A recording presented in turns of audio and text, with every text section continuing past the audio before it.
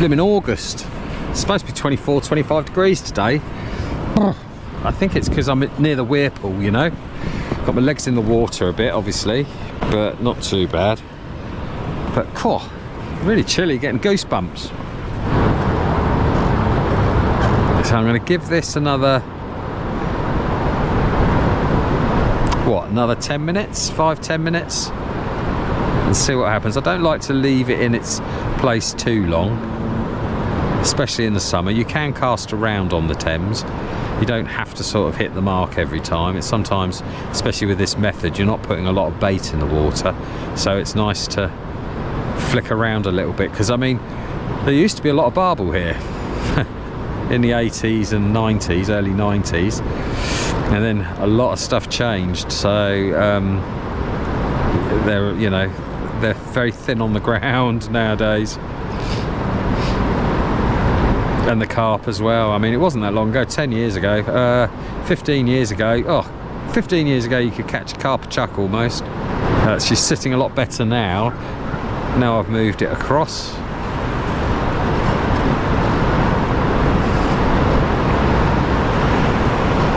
Makes me want to recast over slightly towards the steps a bit more, actually. Right, I'm going to do it.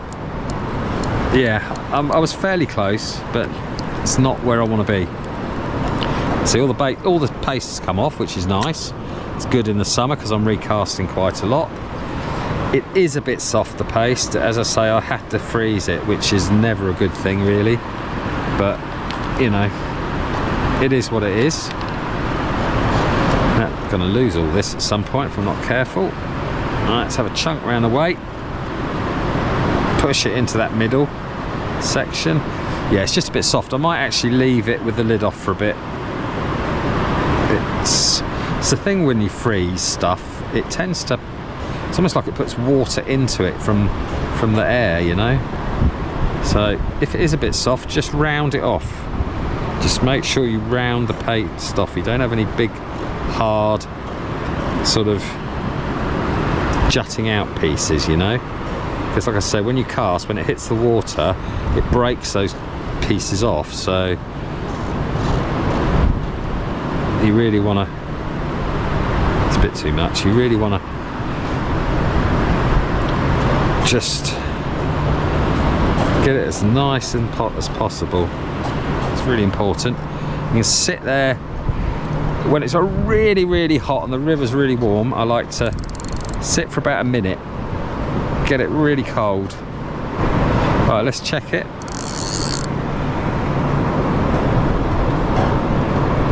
Yep, it's nearly rock hard. Right, I really want it over there. So, wish me luck.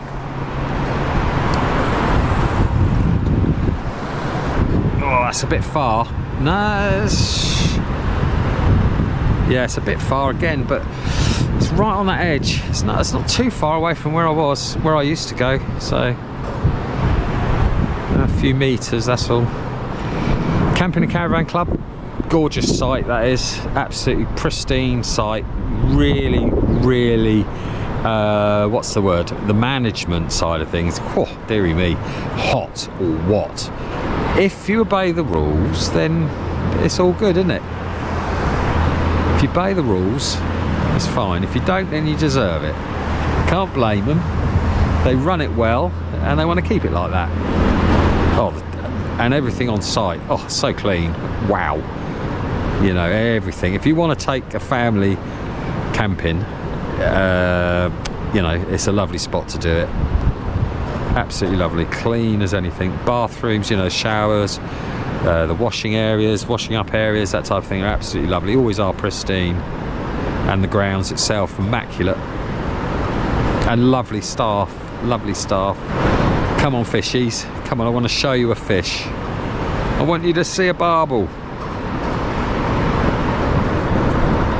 Come on, come on, come on. A barbel or a little carp will do.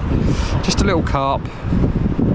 4-pounder, 5-pound, well that'll do, 5-pound would do nicely.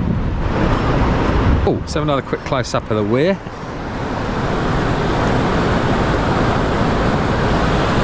We've got the Canada geese there.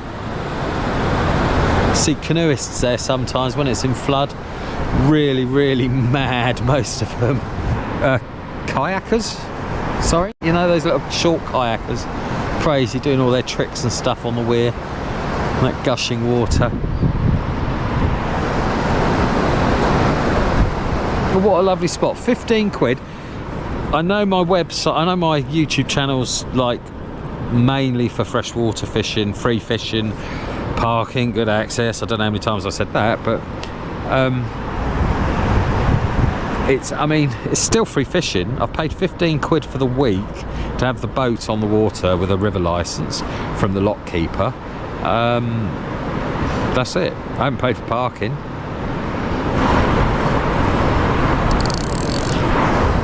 Oh, we've drifted down quite a long way. I am letting line out, so we haven't moved the line too much. But I think I still need to get up there a little bit further. What I might do is actually go up to the kayak, canoe, small boat passage, I think. What would you call that? It's the steps that they've got behind me. I might pull up to the right hand side of there and have a little go in the hole. Come on, I want my rod to go like that, but viciously. Come on, I need to catch a fish. I have to catch a fish. Oh, first day. I shouldn't really be so keen, should I? There's the road to Layham. I've done a video on Layham actually. It's pretty much starts under that bridge that you can see, the motorway bridge there. Is that the M3? I think it's the M3. Correct me if I'm wrong. There's some parking under that bridge, and there's a lot of fishing down that way, up that way I should say, it's upstream. Lots of free fishing. Like I say, I've done a video on that in my free fishing playlist with lots of detail. Nice spot.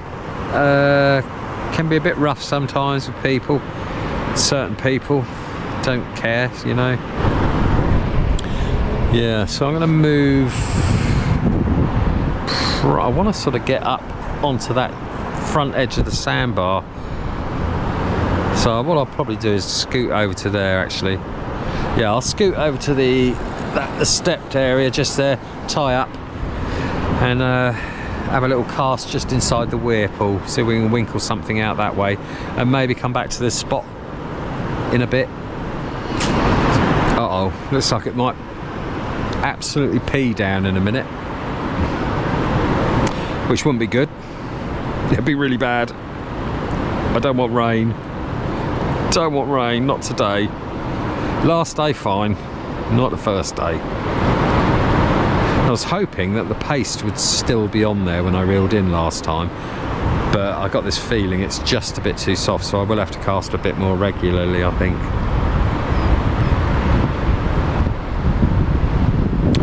Yeah, let's give it one more go. If I reel in really gently, see if the paste is still on. I can feel a bit of paste on there. It's probably around the weight, not the bait. Here we go, really slowly, really slowly. Oh, just a little, yeah, see, that's perfect. I could have left that another 10 minutes and that would have been fine. There's a bite. I'm in.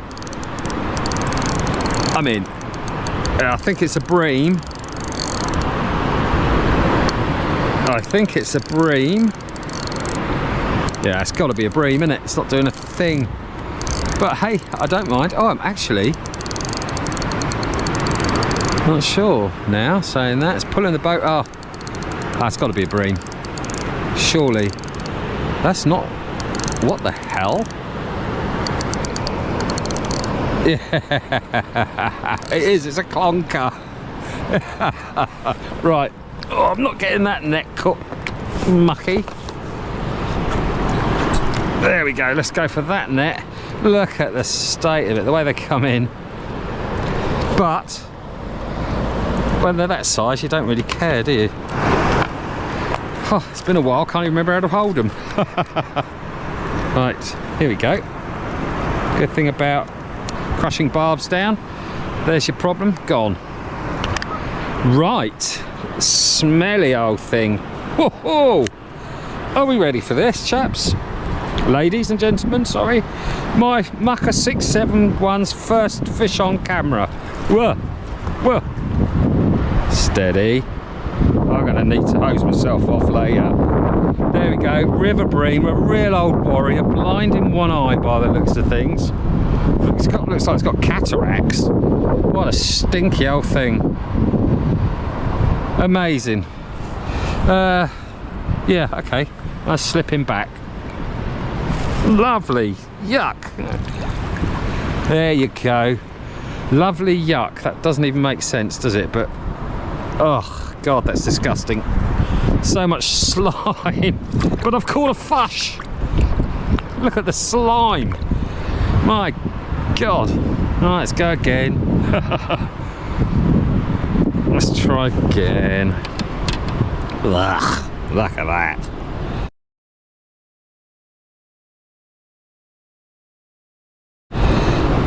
Oh, that's something I don't like, you know. Oh gosh. Hey, I caught. That's all that matters. I caught a fish on camera for you guys and girls, and I'm chuffed to bits. I thought I had a bite, you know. I thought I had a bite earlier. A little nibble. Oh, do you know, I'm camping. I haven't got a hose pipe. I suppose I could go down to the main water place and stand in the campsite and hose myself down, because that's just disgusting, isn't it? Oh God, what a mess. Oh, that was probably the slimiest bream I've ever caught, I think. Let's pop that in a moment. I'll sort my back out.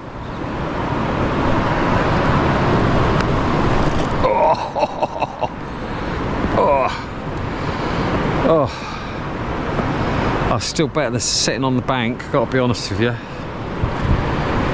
Oh, I haven't had to drag any tackle down the river bank or anything, or walk miles. I literally opened the boot, pulled the boat out, stick a couple of bits on it,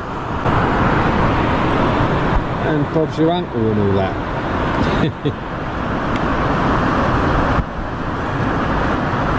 So the paste works. I'll do a video when I'm at the campsite of that, of how I made my paste. I've actually bought a coffee grinder with me as well, and some extra high oil trout pellets. This is my little speed controller that I use, and it's just a twiddle. I won't do it because it's always on, but it's a twiddle left to go back, twiddle right to go forward. You can see what I mean by the bait lasting a long time. And this bait's soft, so I've had to recast quite often already. Mind you, I've only done three casts, I think, 3 or 4 at the most. But if I hadn't have had to freeze it, and with the cancellations, this stuff would have been on. That would last me 3 days fishing, 2 days, 3 days fishing, and what's that? 1.5 pints trout pellet, maybe 2 at the most. No, not even 2 pints of trout pellet. About 1.5 pints of trout pellet, and about a handful of ground bait. I'll probably use, if I don't lose any rigs, I'll probably use about 10 boilies as hook bait, maybe 15 by the end of the week, no more than that. So all I've paid for is a couple of days of trout pellet. So if you times that by, let's say, 4 trips, you're talking, wow, well, you're talking, I mean, fishing for a tenner, isn't it? All of the bait for a tenner.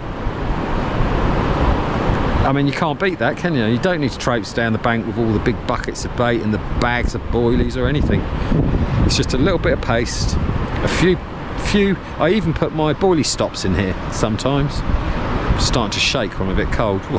Yeah, I even put my boilie stops into here. Put boilie stops, bits and pieces, all I need, and you can go with just a bait box and catch huge fish, and lots of them. I think I just had a bite. Did I have a bite? Don't know. Maybe not. Right, I'm going to put my coat on because I'm cold.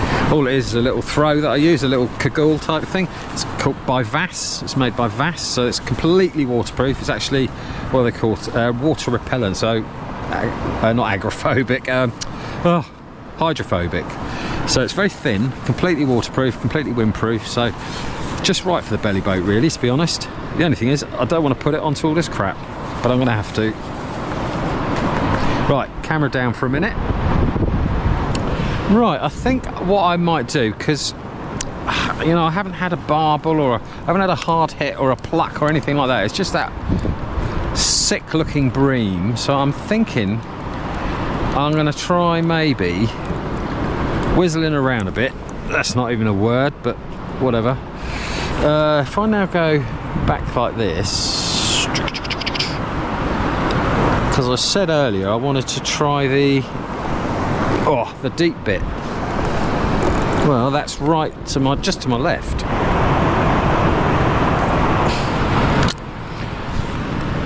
Okay, like I said, I don't mind moving about on the River Thames. It's always worth doing. I mean, I don't do it too quickly, but you know,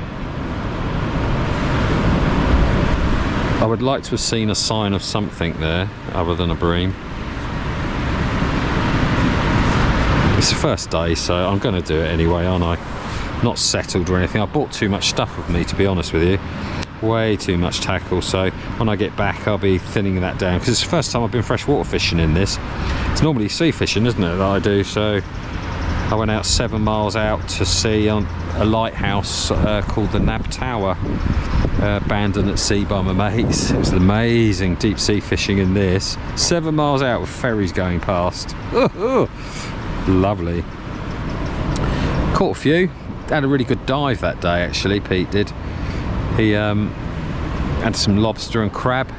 Got all that on video as well on the same day. Did a video of that. Did a separate video of the second dive of the day. But I added parts of that dive to the actual video, you know. So it was quite nice to see what I was fishing over. Literally, all the concrete and rebar and all the stuff that's fallen off the lighthouse over the years where it's been refurbished, that type of thing. So if you want to see that, it's called, I don't know what it's called, can't remember the title now. Abandoned at 7 miles out, abandoned at sea or something. But that's in my Bellyboat fishing, no, Bellyboat sea fishing, I think it is, sea fishing fun playlist. Just click on my little picture of me holding a barbel and that the little tile there, or whatever, thumbnail, whatever you want to call it, and it'll take you straight to it. In fact, I could leave a link, maybe leave a link at the end for that. Definitely worth a watch. Right, now I can see the bar. I don't know if he's going to get angry with me, but he may very well. But it is what it is. That's about right, just on the edge of the bar, just touch bottom. Lovely. That's the spot right there.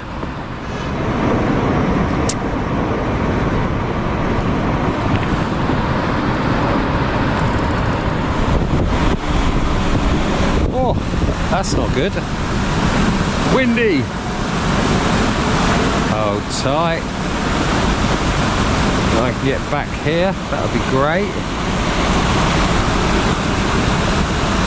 Really don't like the thorns. Ouch. Bloody hell. Things we do to go fishing.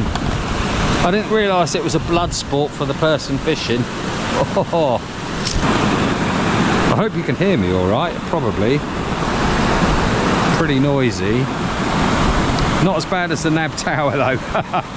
Oh, when I did that lighthouse out at sea, oh my god. Every 2 minutes, I think it was, every 2 minutes, something like that, every 3 minutes. you get these two beeps. Oh, they're so loud. Proper high-pitched foghorn. And that was constant for like, oh, I don't know how many hours. In the end, I did 6,000.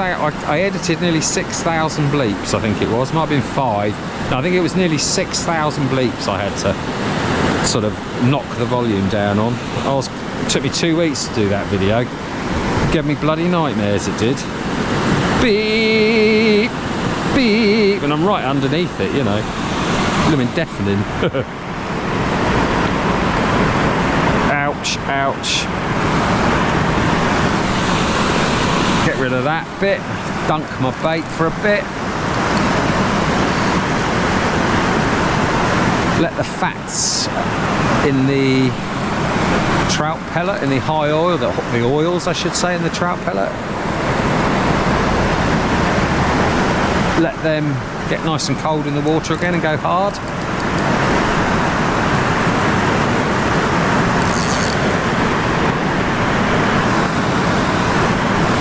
Right, this is the spot. Normally it may have changed with a load of crap in there, but a bit too far. Yeah, too far. Damn. Not quite right. See, all the paste has come off again already. It's just too soft. First day, remember? First day. I'll give myself a little bit of grace. I won't use that excuse tomorrow, I promise.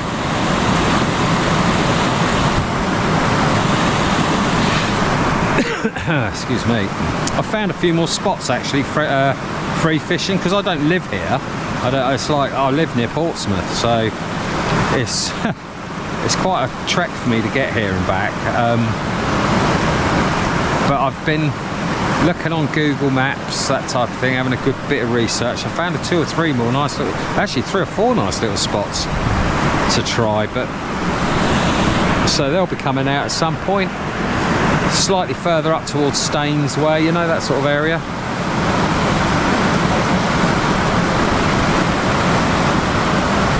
One of them very good blue badge fishing, apparently. Very good blue badge fishing. So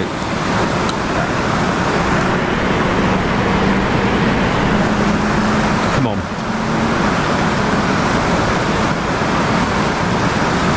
Okay.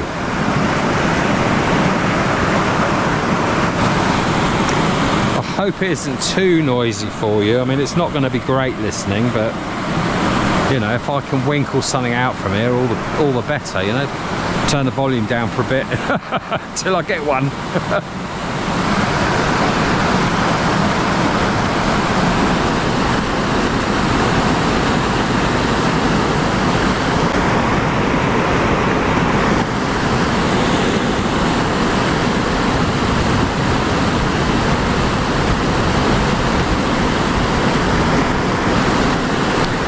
Tell you what, this weir has changed so much. There's so much more build up close in here. I mean, there was a hole that was 10 foot deep just here. Oh, that's me.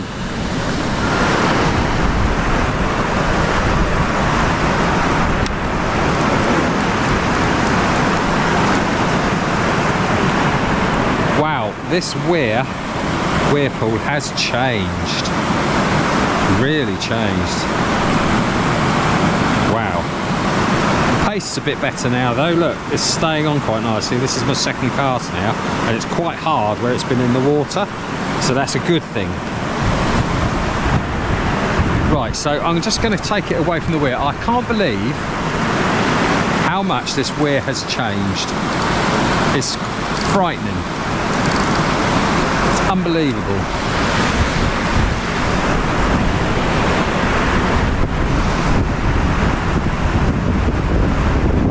There we go. Bit more depth there, that'll work.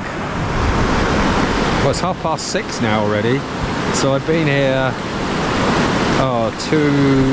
two hours, I think, something like that.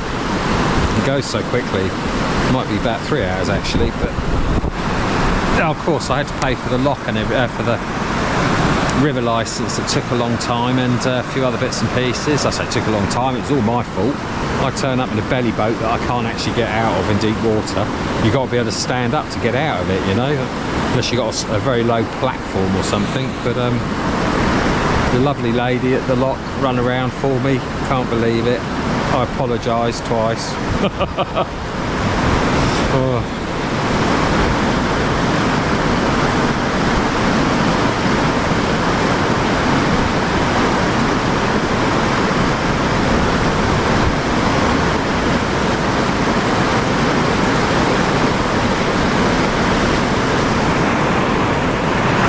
I can't believe how much this has changed here.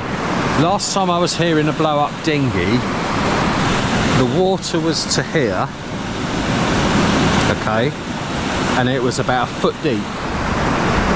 You could stand up with just wellies on pretty much, pure sand, and it's completely disappeared. I've got about a metre of depth, nearly a metre of depth under me now, and it's shallower almost there than it is here now, so I'm just going to have to get my head around this place again. By the way, if you're enjoying a video, if you don't mind hitting the like button, that would help so much.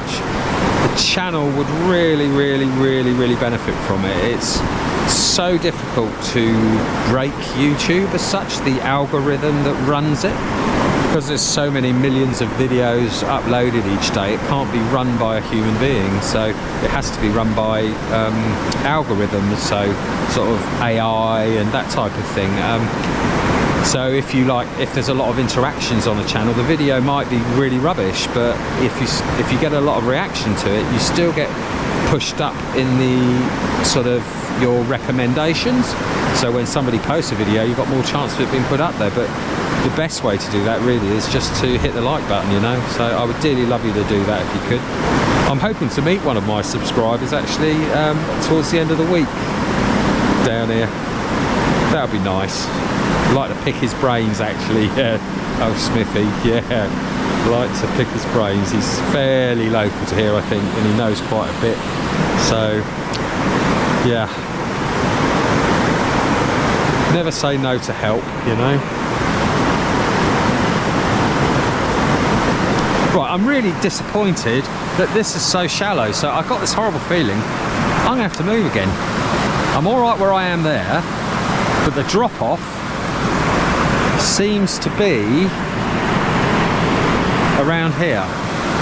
So it's shallow now here, so this hole has gone. So the sort of hole's migrated over there a bit, but obviously it's a different bottom there, so it probably won't fish as well. You wouldn't think a little hole that's 1, 2, 3, 4, 5 metres by 5 metres square, 5 by 3 metres square, could do so many fish, but it does. It did.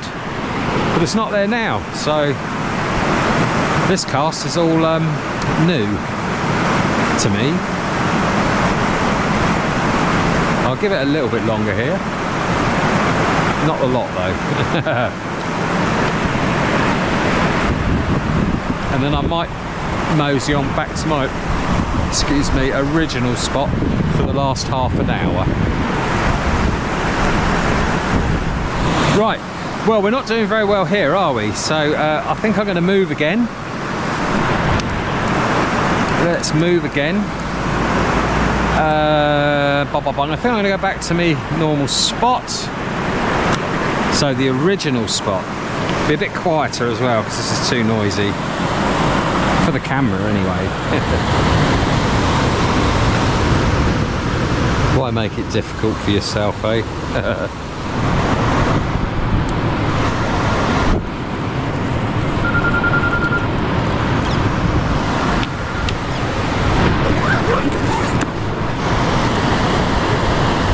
Oh, here are the brave people I was talking about before, the canoeists, kayakers. Absolutely mad. Although the river not being in flood doesn't really help their situation, but if they come down, they're probably going to get onto this that jet of water, you know, from the sluice. So you might see a little bit of action there. If you do, I'll try and get a bit closer and do a bit of filming if you like. That'd be pretty cool. Something to see. Okay. I've only got about half hour left. I can't believe how quickly the time's gone. Now I'm set up. I'm going to get a full day tomorrow. Well, I don't know about tomorrow. I'm going to give my back a break, but maybe the next day, and I'm going to get the full day out of it if I can. I've got a nice spot over there I can lie down on. So after a couple of 3 hours, I have to get out. Oh, 3 hours if I'm lucky. But that's why I like it in the shallow here, because with the belly boat, you can just stand up. So literally, I just stand up and the boat doesn't go anywhere because you're trapped inside this gap here. So you can just stand up and sort your back out, you know. So I'll be doing plenty of that tomorrow and the next day, next few days. But I'll get as much filming done as possible because I'm not going to get back down here again for another month. And then that'll be my last time. So it'll only be twice this year. I'll be able to get down to the Thames to fish. So let's see these people in their kayaks. Hope I'm watching my rod.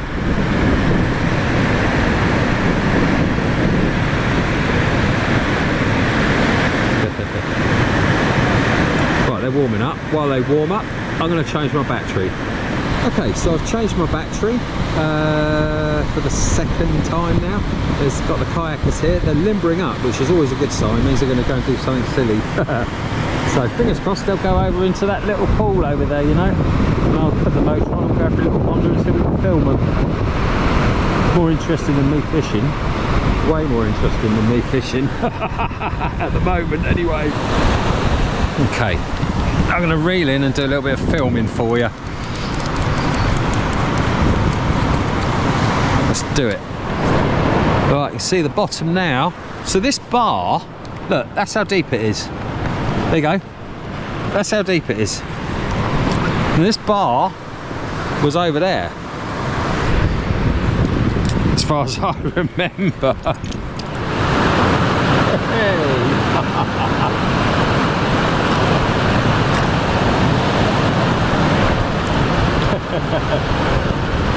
Crazy.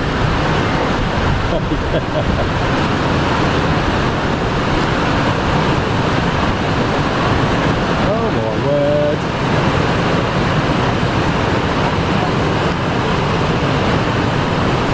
Right, let's go and quick last spot just in the edge of the current, and then I better make a move because it's getting late.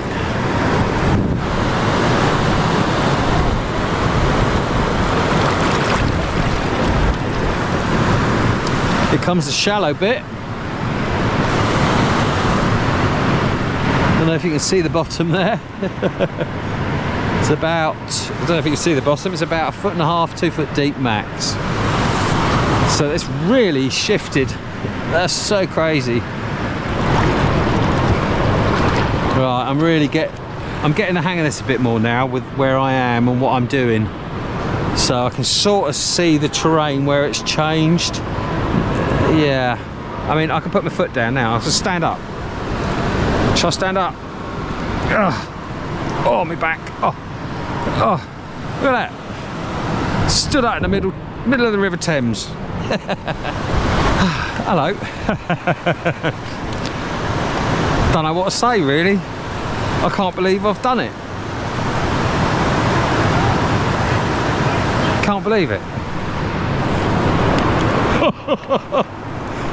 If I look over now, whoa, you can see where you can see what I'm fishing into.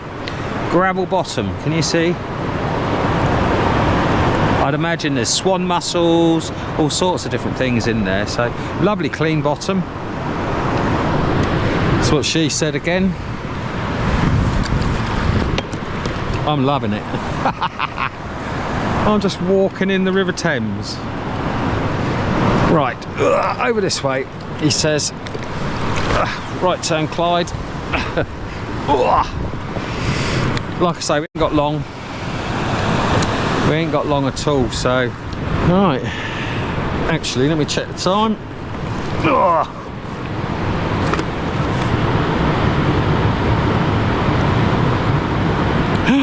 Right, okay. I really think I ought to go.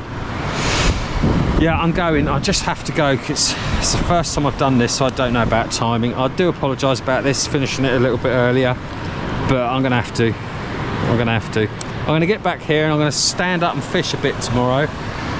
on the old bar, but I know roughly where it is now. We should be all right, I think. So yeah, okay, let's be a good lad. Let's undo everything, pack it away before we get to shore, so I don't have a fight with a hedge or anything else. That's the other good thing, enough space to put all your look, that's all the tackle I really needed, isn't it? Didn't need much else. Watch where I'm going, because sometimes you end up back in the middle of the weir pool where you go around in a big circle, so we don't want to do that.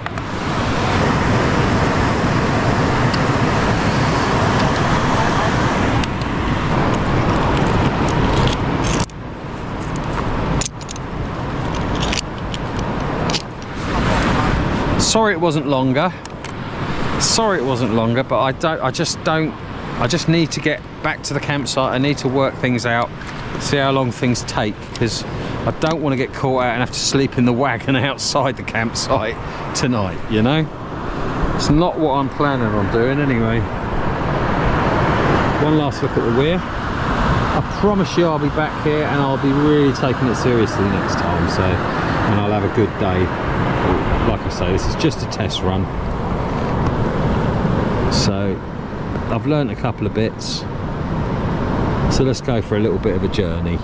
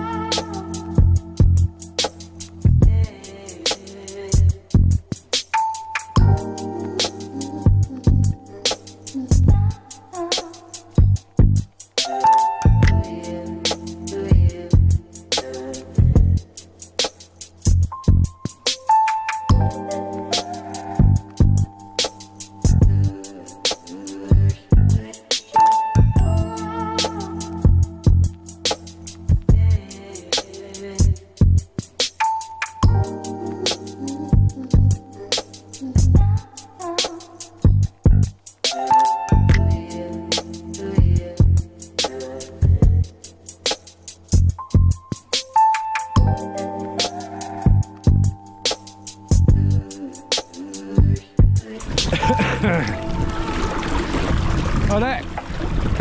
All right.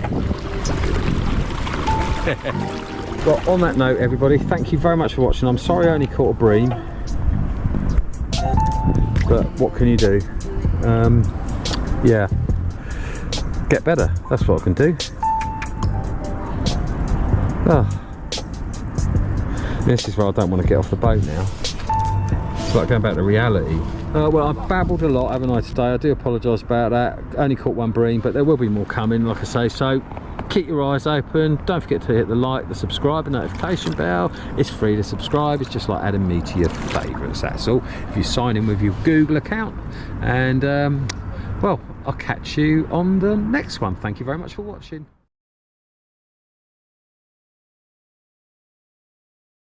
So this is it, I finally made it. I made it the other day, but all my footage was completely corrupted, so I spent the days fishing, lost everything due to a tiny little fault in a wire, so I'm a bit gutted about that. So I'm gonna call this my first day. But I caught a lovely bream at the top there. I say lovely, it was ugly as hell, but yeah, up in the weir, but I only had about 3 hours fishing, I suppose, so didn't really get to show people much. But so it's happening today of all days.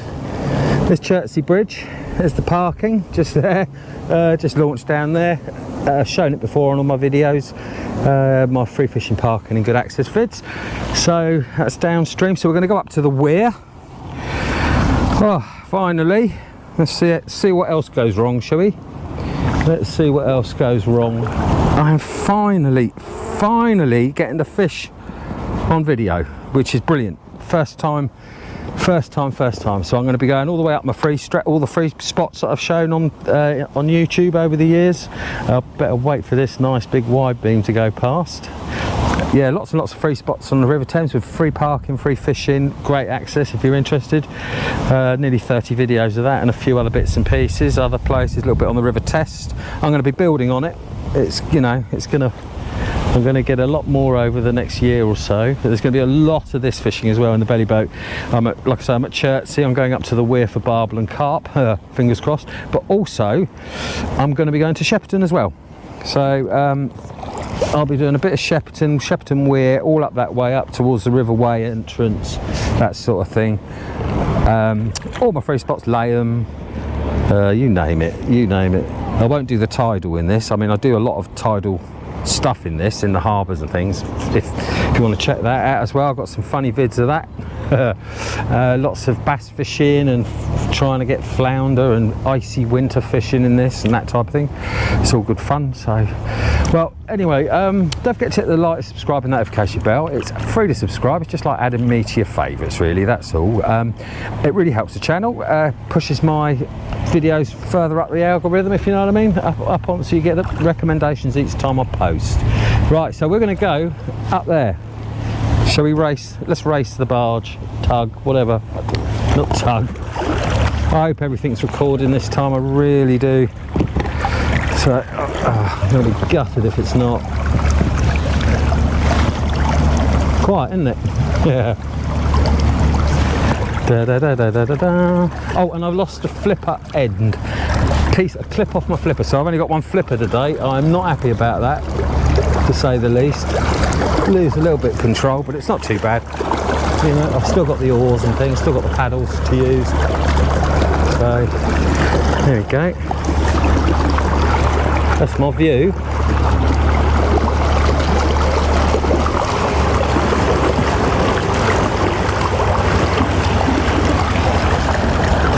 There you go, I do get some funny looks sometimes. This is another part of my free fishing spot. I've done all of this down here, all the way down river. About a mile down river, 3/4 of a mile. Hello. Oh, are ya? After you. No problem.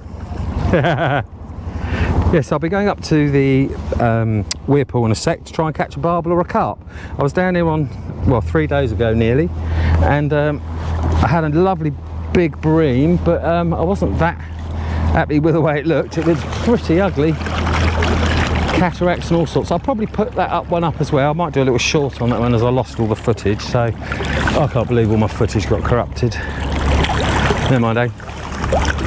But if you know my channel, you know my luck. Now what's this chap doing? Right, I'm going to go because he's turning. The fish all up here for free. Parking's by the bridge. There's another car park in the big meadow. Check my channel out, like I say, Mucker671. I've got nearly 30 vids on it. All free fishing, parking, great access, and also really good detail.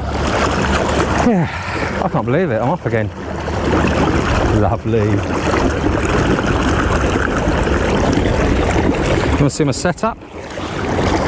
There's my rod rest, bits and pieces bucket, more bits and pieces bucket. There's the front of the belly boat. Can you see there? I think you can see my filming setup. Battery, extra rod rest, electric motor. My belly boot tuning. I'll leave all the links for just about everything that's on board that's worth anything anyway in the description below, if you like, as well. So well, yeah, the other a couple of days ago, let me put this silly thing back on. I saw this swim here a couple of days ago. Look at this lot. It's been a while. Camping and Caravan Club up there, Chertsey. But it looks lovely under these things, so I was going to drop a few boilies off underneath it, but let's see, let's do it. So I saw these. I don't normally do this on the River Thames, but it's like just so different here. I'm just going to throw a few boilies out. Not many, because I'll be back here into the trees. You know, you want them to sort of feed confidently, and if you can get a few in the trees, then they'll sit there happily, and then you can slowly winkle them out a bit, spread them out a bit, maybe along that edge. There you go. I've got a few in the boat now. Oh, I've got boilies in my boat. Yeah, like I say, I don't normally do this. I don't normally do this at all, so here on the River Thames anyway. I'd like to keep the bait to the minimum, as you'll see what I use about, for the week, if I hadn't thrown his boilies in, I reckon I spent about 12 quid on bait during the week. I'll show you it in a bit, for the whole week. So right, back to reality. Right, so we're heading up here is where we're heading for. This is the Camping and Caravan Club, like I say, Chertsey Camping and Caravan Club. You've got the lock and that on the right hand side of me at the moment. I've got one flipper, it's really hard to steer. Let's give it a bit more throttle. There we go.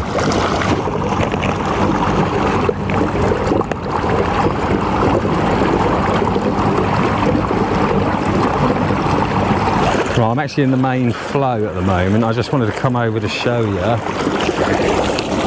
Let's pop this back on.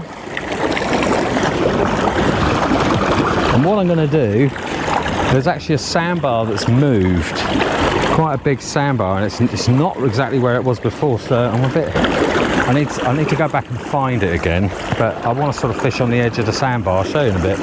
Sand and gravel, typical River Thames bottom, you know. Quite deep along here, and really deep right in front there. So I'll talk later about here, all the advice on the camping and caravan club here, and the fishing side of things. But I can't believe this, we're doing it.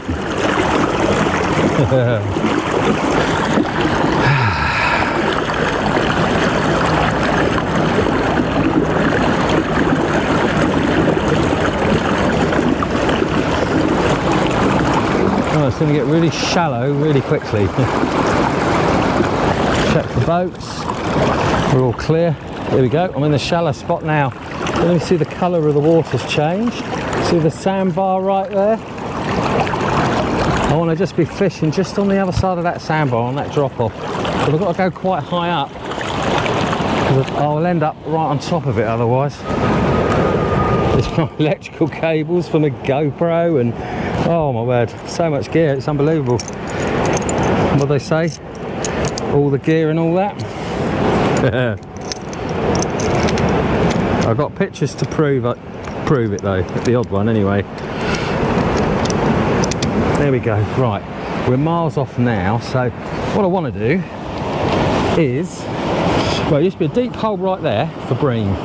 Right there, you used to catch, oh my god, 100, 150 pound of bream under my rod tip, just there. That's not there anymore. It's filled in with rubbish and stuff. That's my favourite swim on the Chertsey Camping and Caravan Club site. But ideally, I just want to get to that bar. Let's do that. Wow, if I stay like this, I couldn't have lined it up any better, I don't think. I don't know if you can still see the sandbar there. But, oh, my back. I tell you, I'm hammered. After the letdown of everything going wrong on Wednesday, oh gosh, I can't believe it. I've got my head cam footage, but of course it's quite windy, so it doesn't have the wind buffer on it. So I use the microphone, which I've got on my chest here, for the main camera behind me, and then I use this microphone microphone. There we go. Sorry, there you go. Use the microphone volume for the whole video, you know, I overlap it. So, well, yes, I suppose if you didn't see the other rig, did you? Right, okay, so there's my rig, very, very simple. It's actually a running boom, right? Just a simple clip, running boom. I've got shrink tube, and I've also got a swivel clip on it, my favourite type of swivel clip. And then if I got that, it's a little bit of pressure just to pull it out, depends how hard you want to put it in, really. That's what she said. That's it. So there's my hook, it's a size 4. It is a barbed, but I always need, well, when I remember to, which is 99% of the time, I crush my barb down. They're coming up, but they won't be able to get to me because it's too shallow. This is what I do, cover the weight. Oh yes, this is just a bit too wet, moist, this paste. That is a bugger. But I do have a trick for this. Two tips you probably know, but just to help give you a slight edge, a chance. Whenever you do paste around a weight and the bait, or the bait, always make sure you've got a rounded bottom on the weight, because that's the first thing that hits the water. So you want it to be streamlined, because if there's any hard edges sticking out, it rips them off, and then the paste actually is ripped off as well. So just make sure it's nice and round. And same goes for the hook. You won't believe this, but you know, hey-oh. This is what I do and it works, so I can't really say any more than that. And the important thing with this, you can pop that in the water actually, that one, if you wanted to. It will slowly go hard. Right, but the most important thing here with the boilie bait paste thing is try and keep it as clean as possible up the top.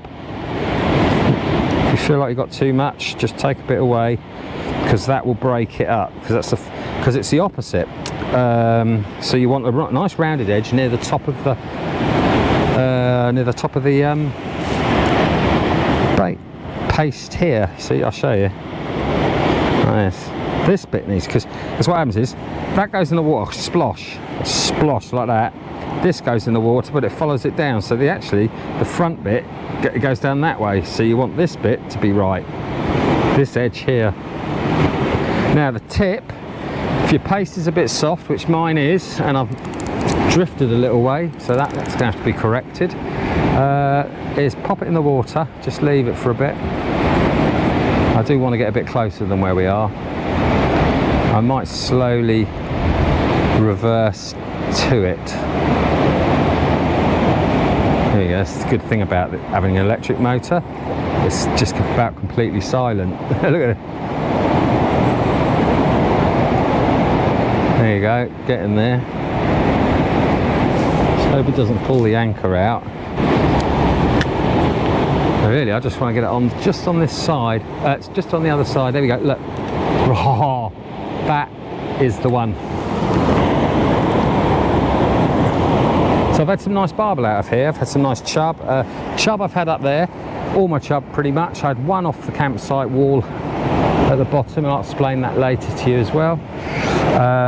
So I've had most of my barbel here. I've had barbel just above the bridge, the second, you see the second post, pillar, stanchion that goes into the water. Directly in line with that, upstream about 30 metres. There's a nice little spot there, so I love that spot as well. But yeah, semi-fixed running lead. High oil trout pellet, so I will make a video of this trout pellet as well at some point, how I've done it. It's quite a little bit of a knack to it. I'm sure most people, I think I've spotted something actually right on the tip of my rod. Okay, gosh, what an amateur. I'm gonna have to reel that in. That's a shame. Once I've settled down, I'll give you a lot more information on this place and other spots if you like, you know, that side of thing. So, and hopefully where I'll be going in the next few days, where I'll be covering. Right, it's blown me way back again. You see the line in the water where I've motored up against it. There we go. So now quickly, now the paste's rock hard because it's been in the water, so it's just a little flick. About right, a little bit too far maybe, but that will drift back slowly. Pop the bait runner on. I am gonna, like I say, it is gonna slowly pull me backwards. Excellent. Right, keep your eye on the rod. But I'll keep letting the line out until my boat settles. There we go, a bit more. Doesn't matter if you've got a big looper line for the species we're after. I mean, one of the fastest fish in freshwater in this country, you know, the barbel. Certainly one of the most powerful. That might have been a little nibble. You do get quite a few nibbles and knocks and things sometimes. They don't really look like bites, but they are. But they're bream, that type of thing. I never use ground bait or anything, or lots of feed or anything like that when I'm fishing here on the free stretches. There's free fishing from Staines Bridge, if I remember rightly, all the way down to pretty much the sea. Obviously there's private private fishing in amongst that. It's not all free, you know. It's private property, private club waters, that type of thing, but mainly a lot of free stuff. Like I said earlier, I've got 30 vids of that, so roughly. So free fishing, parking, and amazing access. You open up the boot of your car and just fish out of it almost in some of the spots. It's absolutely lovely. So lots of blue badge parking around London. A lot, well, this part of London anyway, Berkshire and that sort of area. Staines down to Richmond and further, the Tidal, you know. I've got 3 vids on the Tidal, I think, or something like that as well. It's just not in quite the right spot, you know. Do need to be, maybe I can get right over onto that shallow bar, but I don't want to scare them off. That's the only thing, I don't want to scare them off. Actually, talking of that, where's my disgorgers and everything?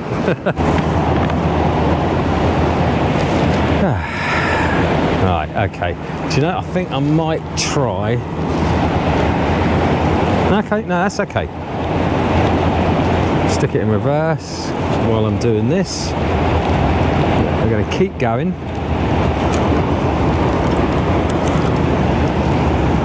I'm going to keep doing what I'm doing because I know it works, so why do something different, you know? At the moment, anyway. A bit more pastage, high oil trout pellet paste. I used a 3mm little pellets and a coffee grinder. I've got a coffee grinder where I'm staying at the moment that I use. Every time I need it, just blitz a few bits, about a pint up, pint and a half. Add a little bit of method, tiny bit of method mix, like I said. Water is very warm, so you don't really need the method mix, to be honest with you, because it will dissolve on its own, but you know, I didn't know really so what it was going to be like, to be honest. So right, let's get back over to where we're supposed to be.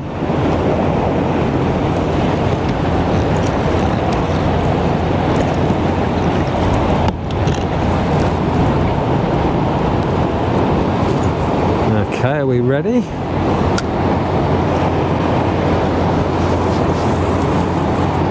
That's better. That's the one. Right, I'm going to hold my rod. It's really weird only having one flipper on. Oh gosh.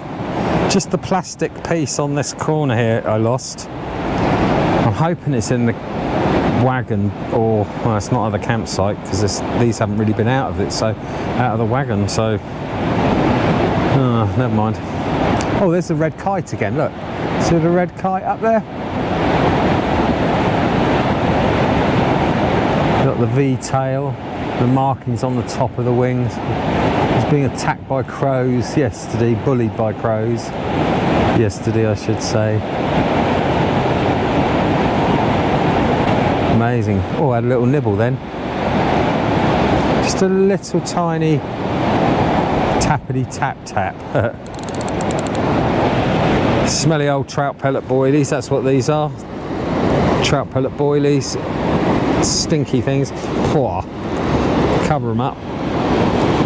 And literally it's the bait for the week. You can take, or for a few days, you can take this, just this, that's your bait. Then you throw your disgorgers in there and a little pot of hair stops and 4 weights, and that's you done, isn't it, with one rod?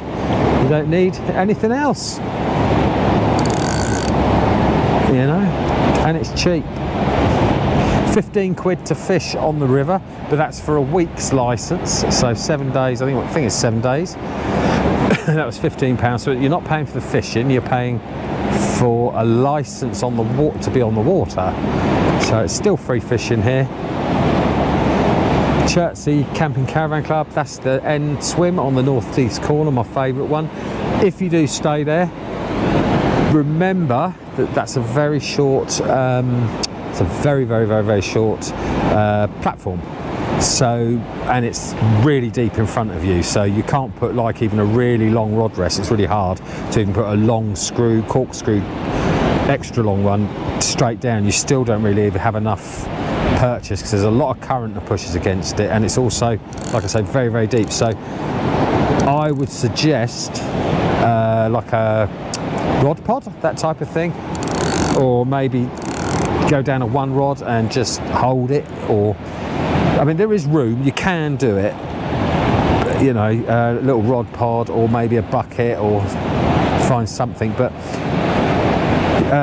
it's still overgrown a lot. But it looks like they have done a little bit of work, because I mean that swim there was just about completely unfishable unless you had a little rod like this. You just could underarm flick it to that spot and that was it.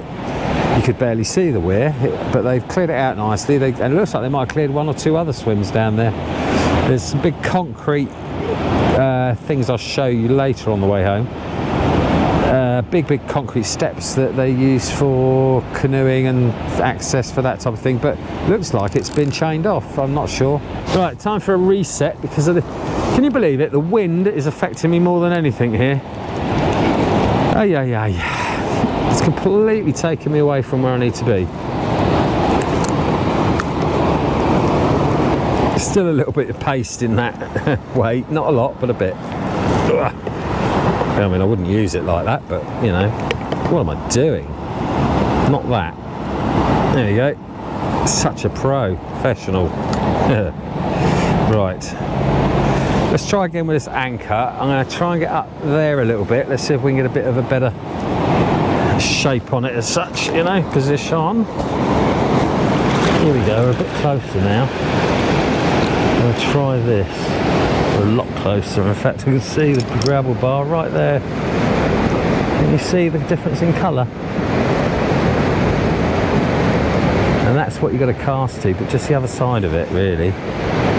Oh, it's going to blow me straight onto it, isn't it? It's up there is where I want it. Right, let's go forward a bit.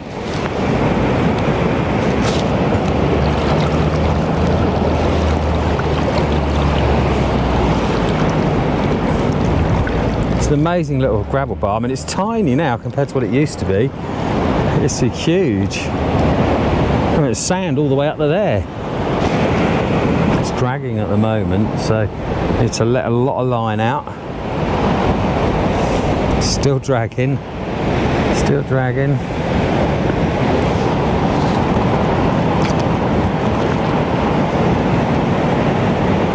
Yeah, I can see my anchor. If that holds, we're laughing. Now that looks a little bit better, doesn't it? Not a lot, as the man himself would have said.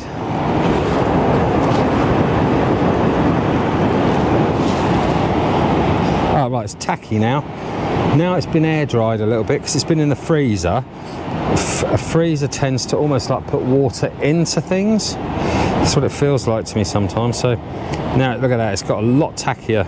Sorry, I'm not showing you. A lot tackier. So I need to put the lid on it, really. Right, let's try again. Okay. That's right on it. It's just on the back end of it. Oh, do you know, that's perfect, I would say. Oh, what a lovely day. Up on the Thames. First time, 5 attempts now in 5 years. Lovely spot that. Look at that. Lovely. Big barge there. Oh, lovely. Oh, hello. That's all right. We are drifting like a... I mean, we're blown back right up to the weir now, so we must have dragged, I think.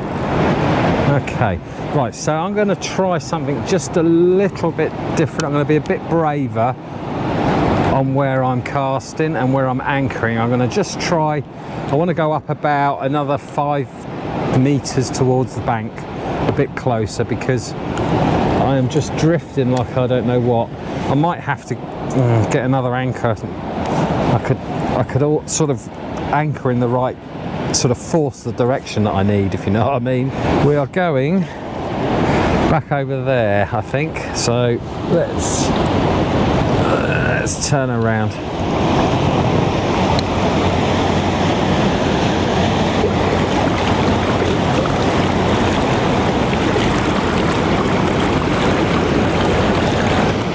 We're a bit closer to the flow, right on the edge of this sandbank, which is so shallow.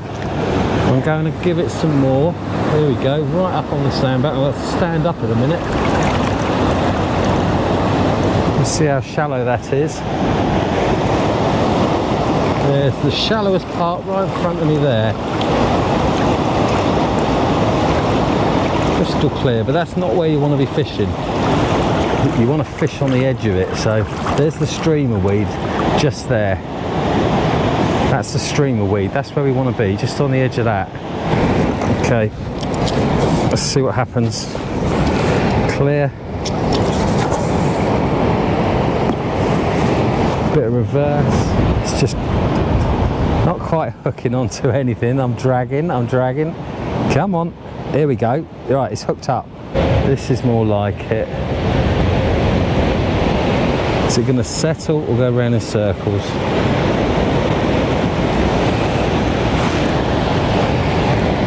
Oh, did I just see a flash? I'm right on it. Literally, I'm right on the spot. That's where I want to be. 1, 2, 3, 8 meters behind me. There we go. Let's clip that.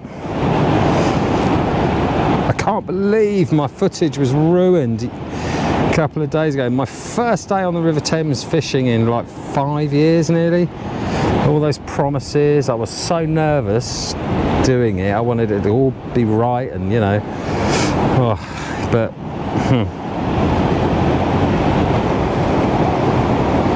Right, so there's the streamer weed just there, and that's the shelf right in front of me there. We're at the moment it's perfect, but I've said that already before, haven't I?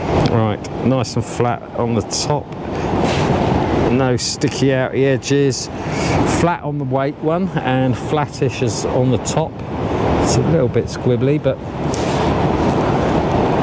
you know, I might stand up in a minute. It's just literally just, it's only 2.5 foot deep where I am, so let's see.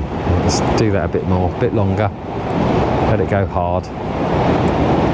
There's the streamer reed. I'm literally on the swim now. Wow. Okay, here we go. I want to be just there.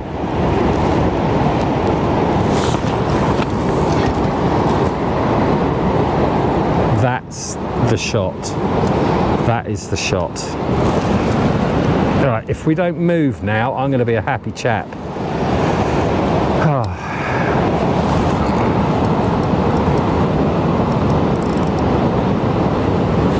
Oh, we're drifting. I'm dragging.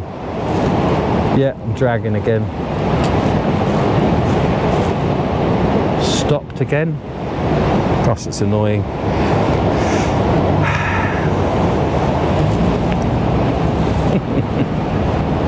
Saw a boat hit that once. I was sat there fishing, waving and shouting at him as much as I could, and just drove straight up onto it. Had to get out in the end and push the boat off. It's about 17 foot little cabin cruiser type thing, a bit like a Shetland, and half hit it. But you can see what I mean. I mean, look at the gravel and that. You can see where a boat's probably hit it there. But this is where I want to fish, just on this edge here, and there's stream weed that goes like that, and then it's just on that opposite side of the stream weed. That's where we want it, and that's where I've got it now.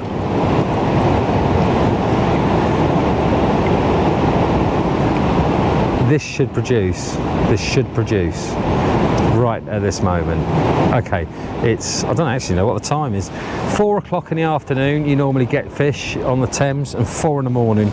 It's like round about between sort of 3 and 5. That's really your sort of sweet spot, and that's literally at night as well as daytime. It's like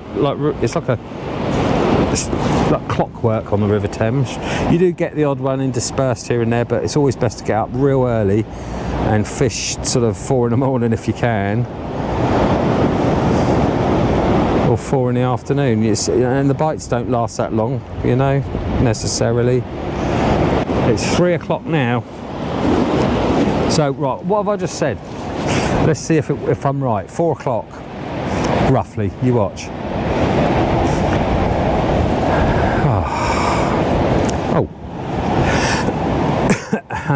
So let's have a look around. There's your spooky house. It's been like that a long time. Some lucky sod's got a camper van in there. Lovely boat moorings. I mean, look at that. Really deadly when the river's running, because if you get caught up in that flow. There used to be a pontoon along there. In fact, is it that pontoon? It might still be that pontoon, I don't know. But if you get caught in that flow, it will literally just take you under. You'll be in all sorts of trouble, so you've got to be very careful. And there's the weir. You get a lot of canoeists and kayakers. It's quite good. The other day there was 2 of them doing loop-de-loops and God knows what in the fast water, enjoying themselves, you know. And there's the bottom. I don't know if you can see that. A bit brighter here. My engine is actually going to touch in a second if I'm not careful. Can you see that? If we drag anymore, I'm just going to stand up. Look at that. It's crazy. The difference in depth. That's why it's good here on its day. And I'm dragging again. Can you see? I'm dragging again. Ay, ay, ay, ay, ay. Okay.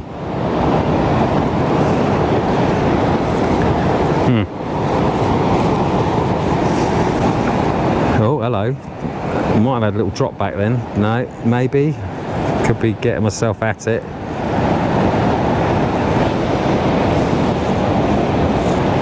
Alright, we've gone completely over the shallowest bit. That's probably the shallowest bit of the whole place. Look, it's about a foot deep. And now we're back into about 1 metre under me there. Now that's wind's got me again, look.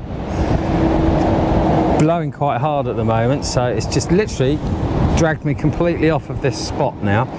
Oh, do you know, I think I'm just going to stand up. I'm just going to stand up. Okay, let's do it. Ready? Oh, hello, trying to catch my rod. Let's reverse that onto this bank.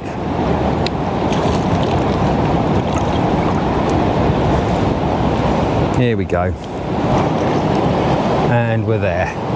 Right, I'm going to stand up. Oh, oh yeah, that's good. Oh, crikey. It's quite a lot of flow. And the gravel is so soft. So, but that will stop us dragging, won't it? If I put myself in the way.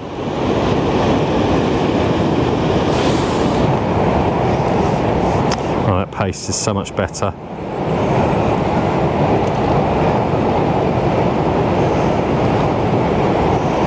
That's lovely. Just perfect, that is.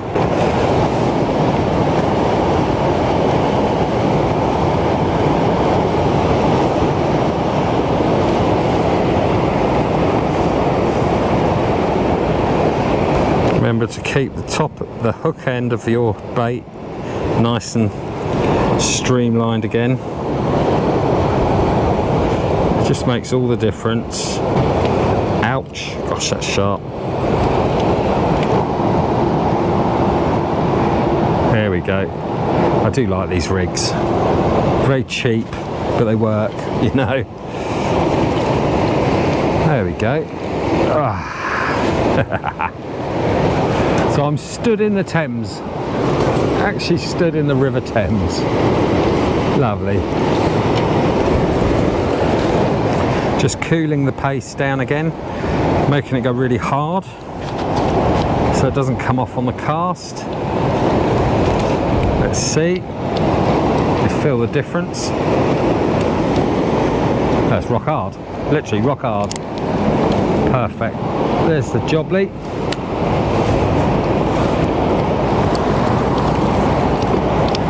Just that side of the streamer. There you go, that's perfect. I'm gonna hold the rod. 20 years ago, I'd imagine this was full of barbel and carp. Definitely, I've seen the carp over there. Loads of carp, but it's just hardly any anymore. Very hard to catch. Nice to stand up. Hello, by the way.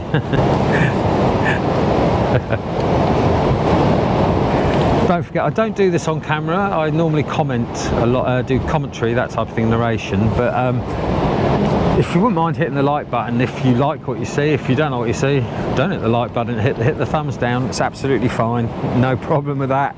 But if you do like it, please hit the like. It makes such a difference just tapping that button for the channel, you know. It really, really does make a big difference. It's one of the most important things for somebody on YouTube doing YouTube videos. is that that interaction, you know. I've answered, I got statistics of my channel the other day. I think it's 8,000 messages I've answered since I've regularly started posting things, you know, 5 years ago. So I don't think I've ever missed, I've missed one message, but it was a bit of a, maybe two, and it was a little bit about a person, you know, that type of thing. So I just don't answer that type of question or that type of thing, you know.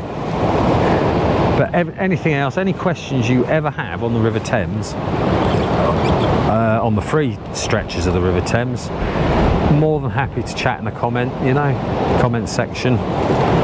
But like, subscribe, hit the notification bell, makes all the difference, it really does. If you want to see more of this, you know, I'm going to get into all sorts of trouble, I'm sure, at some point, so it's probably worth watching just to see that, if nothing else.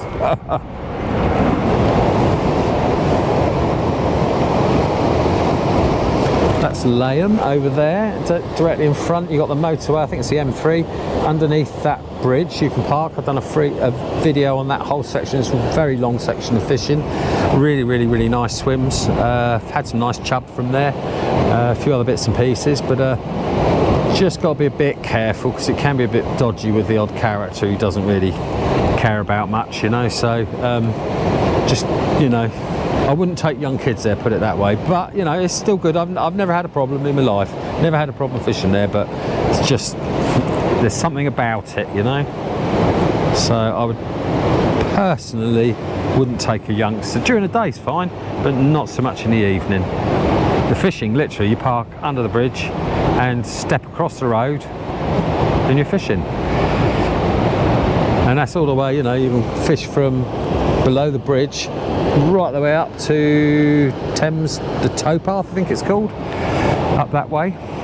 In fact, my last video is a section just up from there. I've done what's it, Blacksmith's Lane, and the other one, the last one I did, which I absolutely loved, absolutely gorgeous spot. Really nice video. Lovely spot, bit of a walk. There are close swims, but it's a long stretch, you know.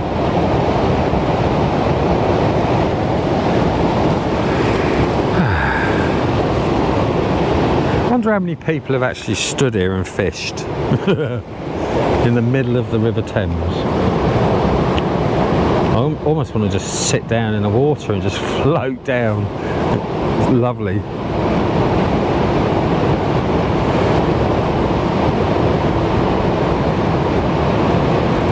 I'm going to be posting a video on the bait, how I did it, that type of thing, how I use it, and the tips and tricks on it. Like I said, it is a very sort of standard thing really, just with a couple of extra bits. I also use, it's high oil, most important thing is high oil trout pellet. Get the smallest ones you can, like the 3mm, 2mm, something like that, and blend it up. Blend up a pint if you're using one rod. That'll get you through a day easily. And in the winter, a pint will get you through a couple of days quite happily. So, and I use high oil. You see the little bit of red in it, the little red dots, can you see that? That's crab, the crab trout pellet I think it is, you know, crab and crayfish or something. High oil again, well, as high oil as you can get for that type of thing.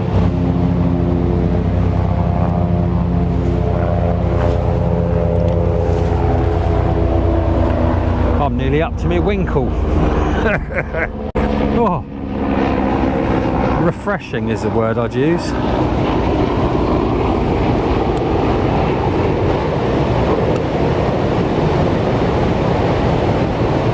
Okay, let's pop that in here quickly. As soon as we're not dragging and drifting, do that. Put the bait runner on to save any embarrassments. And I'm going to do a slow spin around. Remember, I've got one flipper on, so it's really difficult to stand up. It's bad enough with two, but have just the one on and then a boot. It's really weird. Here we go. Ugh. Ugh. There's a deep bit. Oh, look at that. So there's a belly boat, if you're interested. Ugh. I've done a video or 2 or 5 on my belly boat and where I've been and bits and pieces. Electric motor by Bellyboat Tuning, spelt boot as in B-O-O-T tuning, Bellyboat Tuning. That's the electric motor. I've got a battery pack which is a 60 amp hour, 16.8 volt. So it's really powerful. Goes like the clappers when you want it to. There's my GoPro set up, obviously, and the junk in the front. Yeah, there's my speed controller. That's literally just a twiddle left and right for reverse. The bait tray, the paddles, you know, standard thing, I suppose. I don't call that standard. I don't think there's anything standard about me at the moment, is there? We've got the canoe pass there, so that they don't have to go through the lock, so they can just get up before the lock and just hop over and launch there and go back down that way. When I paid for my river license, the lock keeper, lovely lady, she came up to me and said, "You're going through the lock?" And I said, "No way, not in this blooming thing. I'll be spun around like a tot, you know." So I paid my license though. She was lovely. Chucked her a £5 cashed, but to give to the lock itself, you know, the lock owner. Apparently it's owned obviously by somebody, maybe privately or something, so I didn't have the right change, and I thought, well, just, you know, here's 20 quid extra £5. So yeah, I got my sock foot waders on, so they're just fairly good quality wader, with neoprene, like a wetsuit sort of booty on it, and I got some windsurfer, sort of windsurfing type of boots, I suppose you'd call it. See if I can lift my foot up without falling over. There you go. There's the windsurfing boots that you put over your sock foot wader. Then you pop your flippers on, stay completely dry. On Wednesday when I was here, got out of here after 3 hours and I was completely dry. It's completely dry, you know, so it's good. January, I fished here in January, in the sea, in the harbours and things. 5 degrees water, roughly 5-6 degrees air temperature, really cold. And I've been all right. I got 4 and a bit hours out of it, I think, something like that. And I could have gone on for ages, I think. So I wore a neoprene Shorty though, wetsuit, so ones with the arms cut off. So that was, you know, that makes all the difference when the water's cold.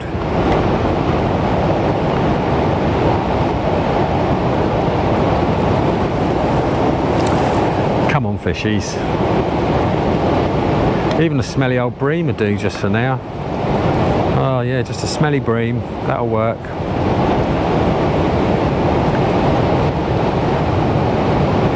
And they're just about to park in my favourite spot on that whole campsite, that corner there. You can see why. And you can see how small the sort of platform is as well. It's tiny, so like I said earlier, if you do come here, be prepared, take a few extra little bits with you, just in case. It's hard to put a rod rest in.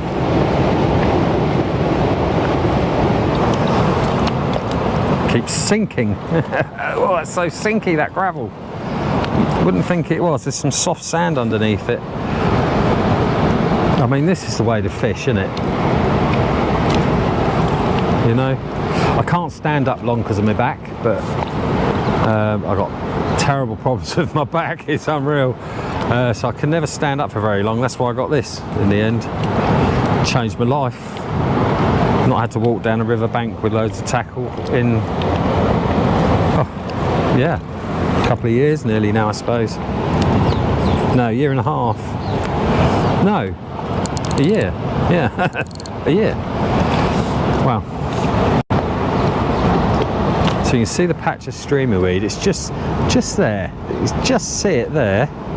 Right where my line is, there's a big brown sort of chunky bit, and there's some really green stuff there. We're right, excuse me, right in the right spot. Just want to be on the back end of that. Oh, wish I could sit on this bar. That'd be quite nice. Oh, Oh, that's good. So if I catch a nice barbel or chub or carp or bream, it's going downhill rapidly now, isn't it, when I'm saying things like that? Bream. Ugh. Yeah, well, if I do catch a nice fish, I think I might try and get to this angle and hold it here. That might work. Okay, good to know. Ugh. Good to know. Oh, I better message Smithy. Been wanting to meet this chap for a long time now. Seems lovely. So let me stick my, oh gosh, my internet on. I don't know if you noticed my phone. Samsung Galaxy Samsung Galaxy Note 4, I don't know, 2015, so nine years old, nearly 10 years old. So it's I put the internet on it and it goes, ugh! So it has a bit of a fit while the messages come through. It's only if I've got 3 gigs of RAM, so. Ugh. Oh, it's right in that streamer weed. Look at that, it's bloody perfect. It's exactly where I want it. Bit of weed on the hook. Right, in fact, let's pull this up a bit. No, that's fine.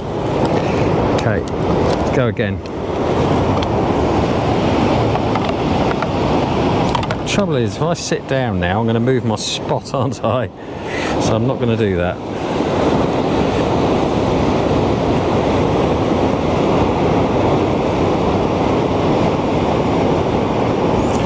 Push that pace down as far away as possible so I get a nice sort of shape underneath it. It's not too bad because I'm not casting very far, so I'm not that bothered, but push that in to there, like that. Here we go. What did I say? 4 o'clock, didn't I? It's 3:30, just gone 3:30. So 4 o'clock, I reckon I'll have one as close to 4 as possible. If I'm right, hit the like, subscribe and hit the notifications, alright?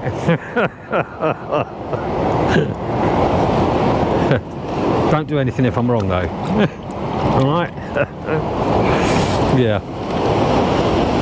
Right. Are we ready? Sink that for a bit. Let's pop this lid on now. It's dry, getting a little bit dry on the top, we don't want that. Soak the pellet for a bit. There you go, that paste, soaking that up nicely.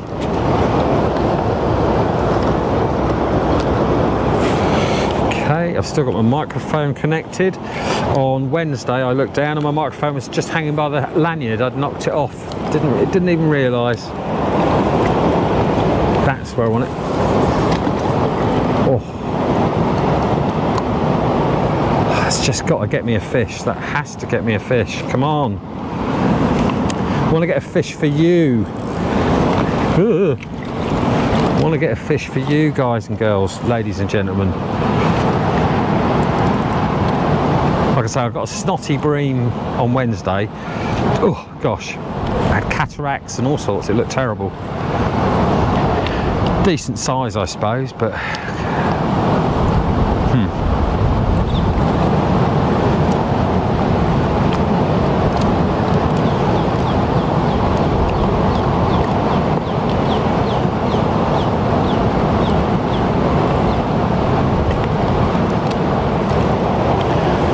definitely going to set up another anchor system as well, because I need another one of these anchors out there to pull me around so I can sit down a bit easier.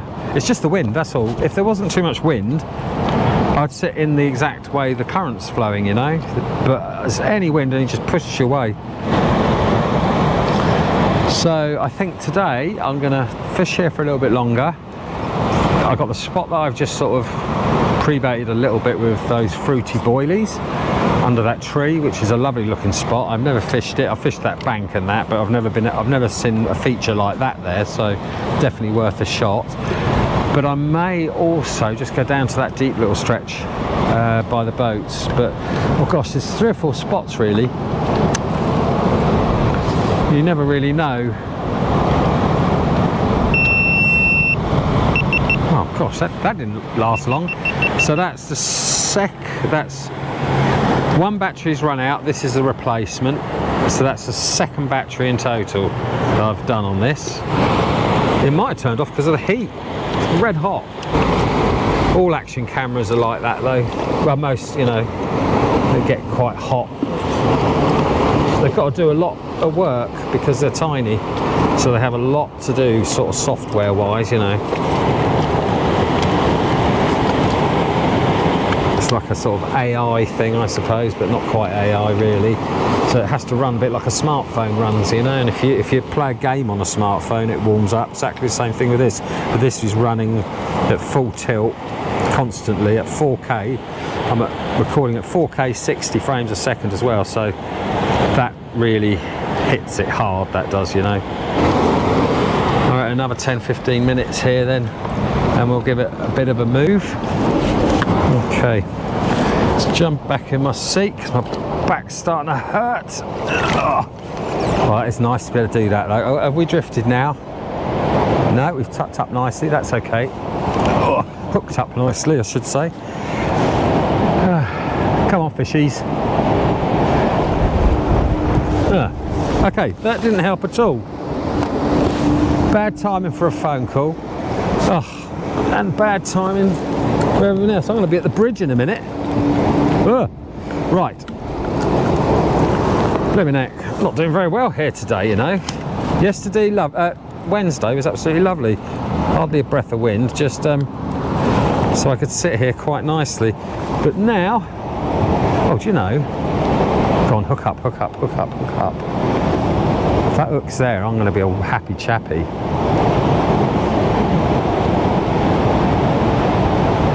Right, I'm holding the right line just to see if I can, a bit like when you test the depth when you're reeling in, when you're carp fishing, that type of thing, looking for gravel bars, that type of thing. I'm just holding it to feel, and it feels to me like it may have just held. Oh gosh, we're right on the spot though. Right, I'm not going to waste this while we're here, and I've got this opportunity to fish it like this. It's definitely holding. Gosh, you can tell we're in London. It's not been that busy actually, has it?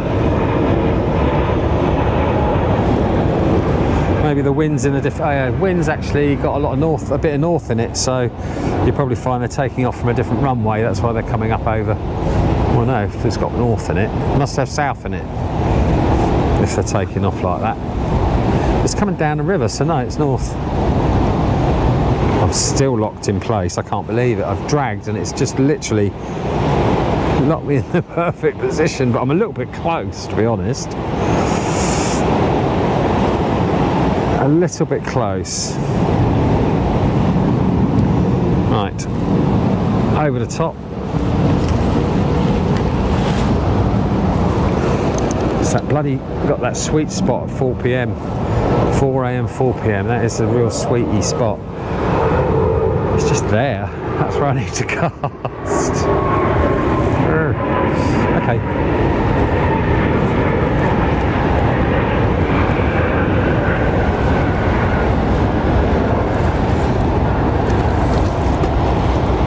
Should be a bit deeper. Yeah, that's right on the edge.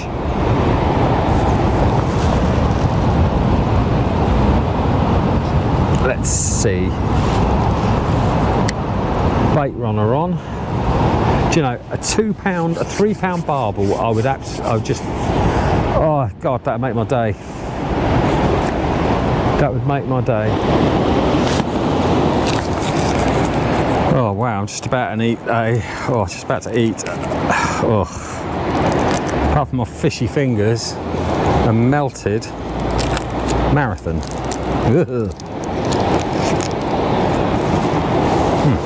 Okay, not so bad. like peanuts with a runny chocolate sauce on it. Oh! Did the anchor give way again? Yeah, I think it did a little bit. Yeah.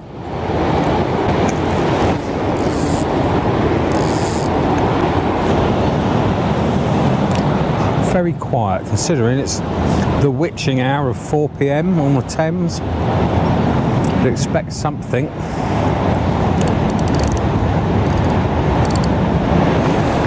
Okay, right, I've had enough of that. I'm not getting any nibbles. I've dragged quite a lot, so what I'm thinking of doing, one more quick cast, but I'm going to try and winkle out a bream just to prove my point. Yeah. Oh, it was in the other video I said it, actually, it wasn't this video, I think, where you sit on that swim there and you can fish sort of almost under your feet and you just catch loads of bream. So, it's weird. Normally bream are in the sort of big eddies and that type of thing, but they like that slacker water because they're lazy fish. If you've ever caught a bream, you'll know what I mean.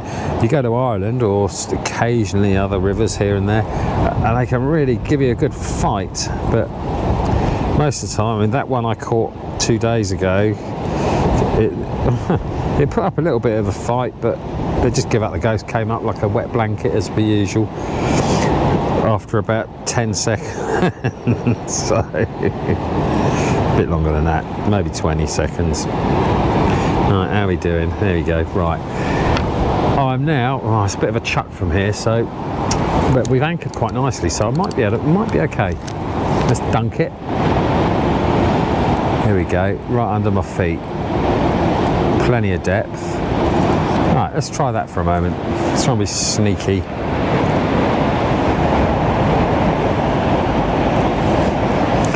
I wonder if I'm going to get my anchor back. It seems to have hooked quite well, which can be good, but can be bad as well. So I have actually set it up with a snap release mechanism. So if you're interested in that, I'll show you that in a bit when I pull the anchor up, if I remember.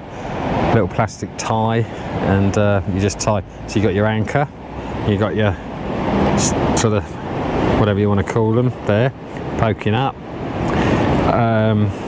And you've always got a loop normally on the bottom of the anchor, and you've got the loop, main loop on the top, which is what you tie your main line to. Well, if you tie your main line to the loop at the bottom, leave a slight bit of slack to the top loop, tie that with a plastic tie, so you make an overhand loop in the anchor line there, and it will, then you put a little plastic tie in that eye, and it goes into the eye of the loop that you've just made.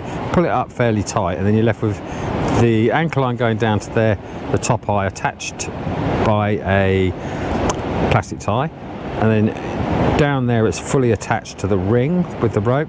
So what happens is when you pull hard, you snap that plastic tie, and because the loop is tied to the plastic tie and the rope isn't tied to the anchor, it goes like that. You snap it, and then suddenly you're pulling the anchor from the bottom.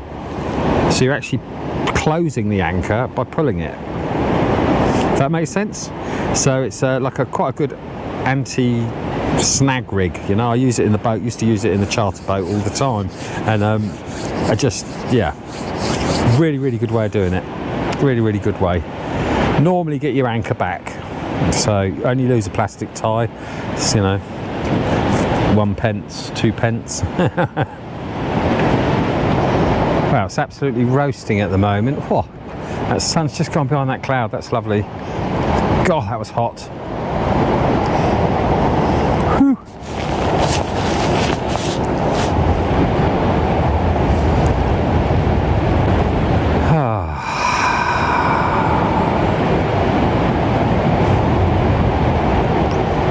Oh, this is lovely. I'm now relaxed, properly relaxed. First time since I've been here, really, after the nightmare of the first session. Got to me a bit yesterday. It was a little bit, I don't get unhappy really, but it knocked the stuffing out of me, that one, with the problems with the recordings, you know. Of course, then you got the worry of today. How is everything working now, you know? You just don't know. Just don't know. Yeah, Come on, it's 4 o'clock now, waiting for a bite. It's got to be a bite.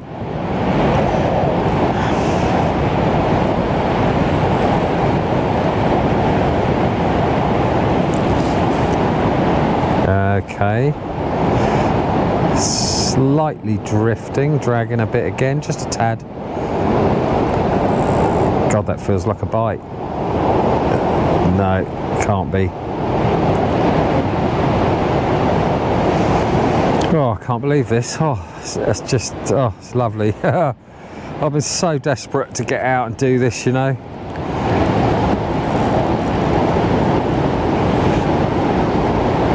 There we go, still got the pace, yay!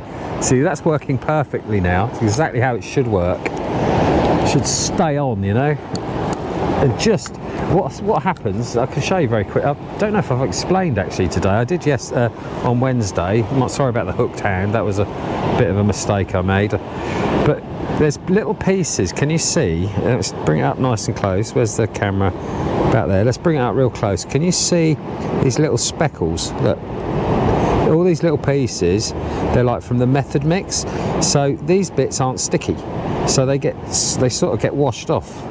So eventually it just slowly breaks down. If it was just high oil paste, it would just stay like a hard lump, you know. So add a little tiny bit of sticky method mix, something like that, with a bit of bread in it, you know, that type of thing. A little bit of hemp, I think there's sort of ground hemp, and all these little particles. So like there's a particle here, that's ready to come out.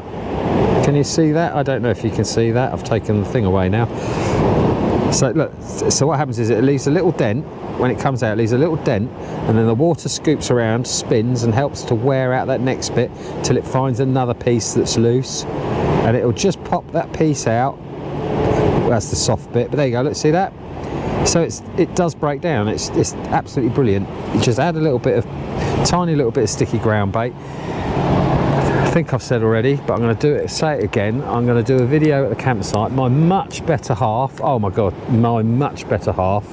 I mean, we're talking at least 150% better half.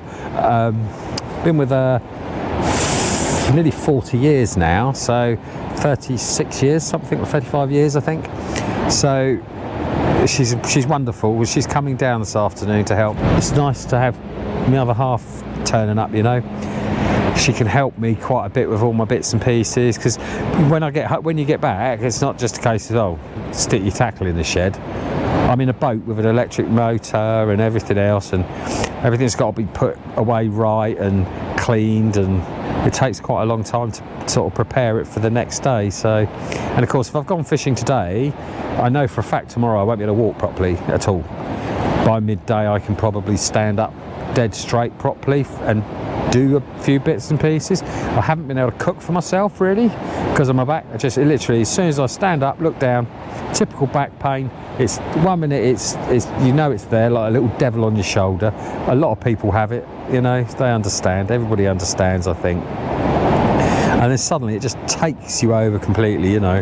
And you sit down and then it goes again for a bit, and then you go to do something, and each time you do something, those little gaps, they get shorter. So you go out and your session or whatever you're doing is shorter. The next time you go out, because you've done something, it gets shorter to the point where you can't do anything.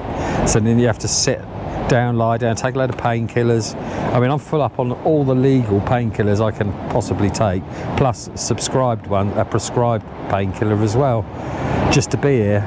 And I don't do that often. I only do take the painkillers really when I have to do something. So if you can use these strong painkillers as a tool rather than just a thing to eat constantly, and if you can put up with so much pain, when you need to do something, the painkillers really work, you know, so it really helps. Oh, lovely. Oh gosh, that wind's dropped completely. Oh, it's absolutely gorgeous now. Oh gosh, I don't want this to end. Look at this, I mean, look at this. Okay, that's free fishing. This is free. Alright, free. Not this necessarily, well, this spot's free if you can get to it, but right up there, you've got the motorway bridge. Got to be a mile up that way and a bit that way. And like I said, just up to the lockets there's a person there, there's a few people fishing, and down there's a beautiful parkland on the left. I've done a lovely video of that as well, showing all the swims. It's absolutely gorgeous down there, and good fishing, good roach fishing. Yeah, amazing. Problem is, I'm not catching. I'm worried. I have to catch a fish. I don't even care if it is a bream. I just need to catch a fish on camera for you guys and girls, ladies, gentlemen, peeps. All right, well, do you know, I might actually, I might shoot off back to the car. A couple of things I need to sort out in the car, and I do, got to be honest with you, I do need to sit in the car seat for a bit, but yeah, I think I will. I'm going to give it just a little bit longer, and then I'm going to pop back to the car. And that might be the first video, the end of the first video, because if I post videos that are really long, they don't do very well at all. So I have to go with what the YouTube overlords like, you know. There's a lot of algorithmic stuff with YouTube, so if you're a YouTuber, you've got to post as regularly as possible. They say recommend 2 videos a week minimum. I mean, I can't get anywhere near that. I used to when I did a lot of gaming. Obviously I've done a lot of gaming videos as well. Playlist for that, but yeah, what do you reckon? Do I make an executive decision? It looks to me like, well, we know there's not a lot happening here. I've covered this whole bar, so see what the time is on this rank old phone of mine. Look at it, this is supposed to be YouTube. There we go. Time is 4:30. I'm late for the bite. Wow, I can't actually see what I'm texting. It's just sort of mild shapes that I can see. And that's a smiley face and a thumbs up. Right, Smithy. So fingers crossed, we'll meet. We'll meet, Smithy. We'll meet, mate. We will meet one day. That'll be cool. Right, oh gosh, we dragged again, just a tad. Right, well this isn't working, is it? It's 4:30 now, so... Right, so I'm going to go back to the car. I'm just going to sit back for a little bit, and then I'll be back straight out, because I want to fish those under that tree where I've plastered all those boilies, so bring it on, I say. So, yeah, the next video hopefully will be really soon, like in the next couple of days from when I posted this, hopefully. I don't want to keep people hanging around, especially if I catch. I don't want to muck you about, you know. So what I'm going to do, oh god, I'm going to go back to the car. I'm going to go and lay down, because it's actually like a camper van wagon type thing. Oh, I'm going to go down, rest my back, half hour to an hour, come back out, maybe fish under that jobbly there. I might motor back up here quick actually. 4:30, 5:30, 6:30, 7:30, 8 o'clock. I've got 3.5 hours. Yeah, I'm going to do it. Right, so I'm going to pop back and then I'm going to come back. Okay, right, well thank you so much for watching this one. Keep your eyes peeled. Like I say, there'll be another one out if this footage works this time. There'll be another one out very shortly, and hopefully it'll be at Shepperton. If not here, it'll probably be at Shepperton Weir or Sunbury Weir as well. That's opposite Apps Court. That's only down the road from me. So I mean, Sunbury Weir would be lovely, to be honest with you. It's, oh, do you know, I might do that. It's old bathing station car parks where I'll go. I've done a lovely video on that. 2 videos, King's Lawn and that spot as well. So if you want to see them, 4K, fully narrated, lots of info, you know, you can't go wrong really. Turn your brain off, watch the video and plan your day through that. That's the whole reason why I do this, you know. Good access, free fishing. You should be able to share these things. Not too many people share information fishing, and I'm not one of those people. I like to share, so you know. Okay, thank you very much for watching.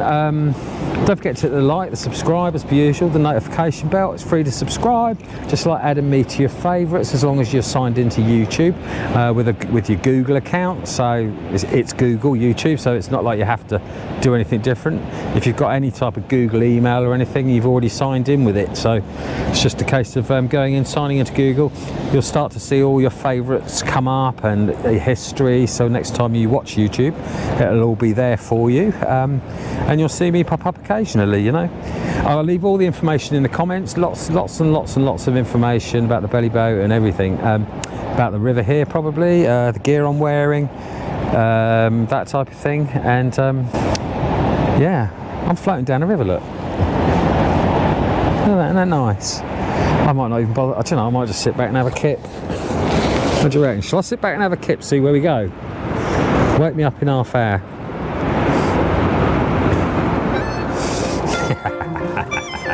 Okay, right, next.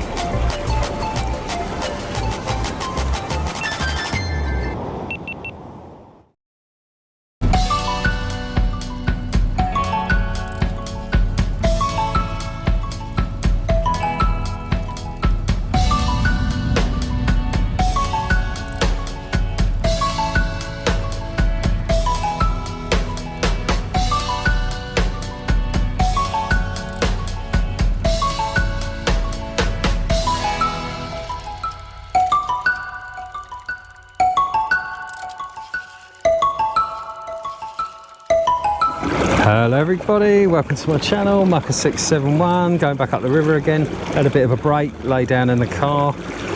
This is my next video, same day, but didn't want to make the video too long, you know, so yeah, we're going up the River Thames again, Chertsey. This is the Camping and Caravan Club, Chertsey Camping and Caravan, Chertsey Bridge over here. There's the free fishing all the way down there. I've done videos of the free fishing here. Videos upstream as well. There's about a mile of fishing upstream there. Really nice. Lots of videos all over the River Thames, nearly 30 of them. So if you like what you see, don't forget to hit the like, the subscribe, and notification bell. It's free to subscribe. It's just like adding me to your favourites, that's all.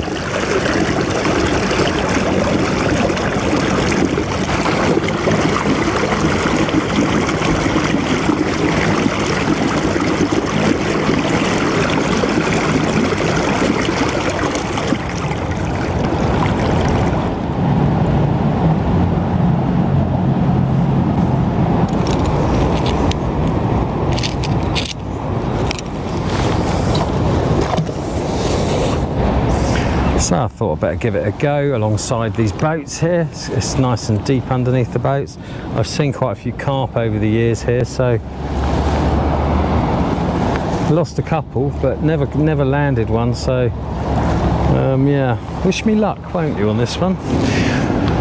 Yeah, so second part of the day. I've only got about 3 hours left, 2 3/4 hours, something like that. But if you saw my last vid, I didn't catch anything in that part. So that was up here, I'll show you in a bit. Just up the river from me now in the actual weir pool. It's actually nice to get away from the weir and that noise. So let's see what we can do. So I've still got the same tactics. Paste, excuse me, high oil trout pellet paste. So blended 3mm trout pellet, really finely blended. A little bit of method mixing, just a sprinkling, about 1/5.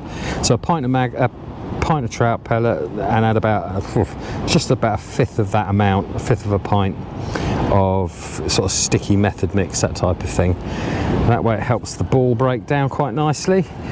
Otherwise you can sit there and the ball will be there all day, you know. So you do want it to sort of fall apart a little bit. And it's typical London. You can tell we're in London, can't you?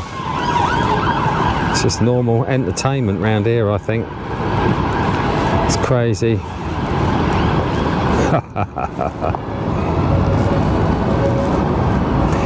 So that's Chertsey Bridge in front of me. Done videos down that end there, lots of videos, lots of fishing down below the bridge, a little bit above the bridge. You've got the fishing above me under the M3 motorway, I think it's the M3, just above the weir here. I've got another video of that, all in 4K, 60 frames a second, narrated videos of all, explaining all the sort of spots, some nice classical music as well, other bits and pieces. It's got about 30 vids in total on the River Thames, and the itching, and I'm planning on sort of spreading my wings a bit, trying to find some more free fishing, you know. I know of a couple of spots on the Thames, but I'd like to find some more places around the country really to try and cover, you know, because they call the Thames south, but it's not really south, is it? I mean, I live sort of near Portsmouth area, that's south, you know, but yeah, what have we got there? Bit of braid or something. Yeah, that's weird. There's a bit of cotton around there. There we go. Something like that anyway. Right. So yes, second part of the day after having to lay down in the car. I'll explain to you again, like I said just now, where I was fishing before. Didn't have any luck, but I did on Wednesday, which was 2 days ago. I had wicked luck. That was rubbish. There we go. Yeah, I had terrible luck on Wednesday. I did a full length vid, like I said in the first half of this video. First part of this video, had a wicked day, but none of it came out. I had a dodgy wire on my,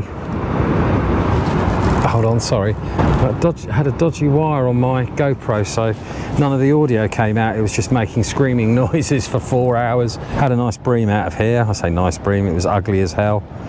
Blind. It looked like I had cataracts. Smelly old thing, but normally you catch barbel. Do catch barbel up here and chub. Lots of bream, obviously. It's normally quite a productive spot if you can get to it up here. Very, very shallow. The last part of the video, the first part of the video I did, I was stood up in the water in the weir on the shallow bar. It's about 2 foot deep, something like that. So I stood there for about half an hour, which was nice, just being stood in the middle of the Thames. Of course, you don't get any boat traffic up here really, because it's a dead end. So if you are in a little boat and you want a bit of quiet, always pick a lock, because they've always got a weir near them if you can get to it. And make use of the weirs, you know, because you don't get the passing traffic, which is lovely. So you don't get a lot of mad people who are drunk on boats who don't have a clue either. Yeah. This is supposed to be the witching hour for the Thames, round between 3 and 5 o'clock in the morning and in the afternoon as well. Morning, afternoon, same difference. It's always the same. You normally get the bites if it's fishing properly. You normally get the bites sort of in the afternoon for just a bit, and it drops off, and you just get the odd one here and there. There's the odd spot you can catch when the fish are there all day, but Walton on Thames is one when it's flooded. I'll go there any time in a flood and catch £100 a bream quite happily, £150 a bream quite happily, and literally we're talking closer in than under your rod tip. So I have to pull my rods right the way back and plop it in. It's 1.5 foot deep, 2 foot maximum, just under the tree at Walton, just below the bridge. It's a little bush actually. As long as it's flooded, you've got to make sure the waters are just over the bank, just an inch over the bank, you know, and you're going to do well there. Fishy boilies, fishy like trout pellet boilies, same method again. Bit of paste, high oil trout pellet paste, handmade obviously. Yeah, had some huge bags of bream at Walton. Had some huge bags of bream from here actually. Quite a few barbel. 1, 2 chub I think. Just 2 chub from here I think. But I don't really fish for them that much, so. There's a parakeet. There's a red kite that's quite sort of local to this area. Seems to be around constantly, just sort of hovering around. So it's unusual to see in these busy areas. Quite tame, I'd imagine. Don't forget, if you like what you see, don't forget to hit the like, the subscribe and notification bell. It's free to subscribe. It's like adding me to your favourites, that's all. So nice and easy to do, and then it will let you know when I post another video, basically, you know. And of course you can add me, you can subscribe. If you subscribe to me, they call it subscribe. It's not really a subscription. To me, subscribe is like Netflix or Amazon. It's a thing you pay for, you know. But it should be just like add to favourites. So like favourite channel, simple. And people wouldn't be so worried about clicking that subscribe button, you know, and signing in with Google, that type of thing. So it just seems weird. Subscribe, what does that mean? That means you're going to get a bill at the end of the month. Why don't they just call it add to favourites, you know? Puts a lot of people off, I think.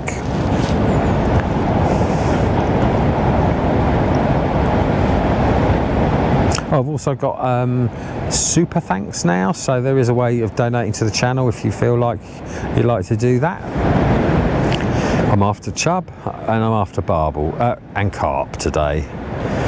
That's what I'm after. Barbel really, and a carp. That would be nice.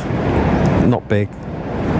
3 or 4 pound barbel would be nice. 4 pound carp would be nice, to be honest with you. They are getting a bit thin on the ground nowadays, so carp and barbel on the Thames. So this is Chertsey Bridge, Camping and Caravan Club you got there. Hopefully you can see that okay. Let me take off my jobly. If you saw the video before, you've probably heard all of this before, but I do want to do it for everybody, for new people, that type of thing. So let's have a look. It's a lovely weir, gorgeous weir. I was stood right in the middle of the water, just over there. There's a big gravel sandbar right in the middle of the weir there. It's lovely. That's where I catch my barbel normally. You got the canoe pass, the steps and everything up there, and the lock and that type of thing. But yeah, oh, that's for sale. It's £24,500. Wow. Cool, I wish I had £24,500.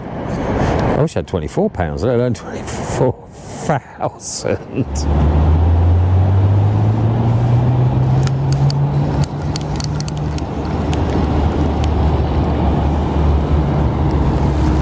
Still got the bait on here. Beautiful.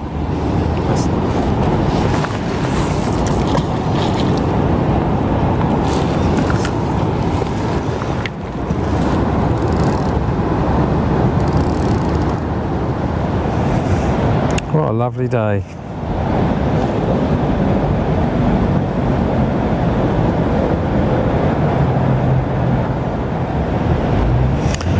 Lost a clip to my flipper the other last time I was out, so not only did all my footage on my first trip here the other day in the belly boat, not only did none of my footage come out properly because of broken wire with the audio, but so I had to ditch all of that. But I felt really down yesterday after that. It pretty much ruined me for a day.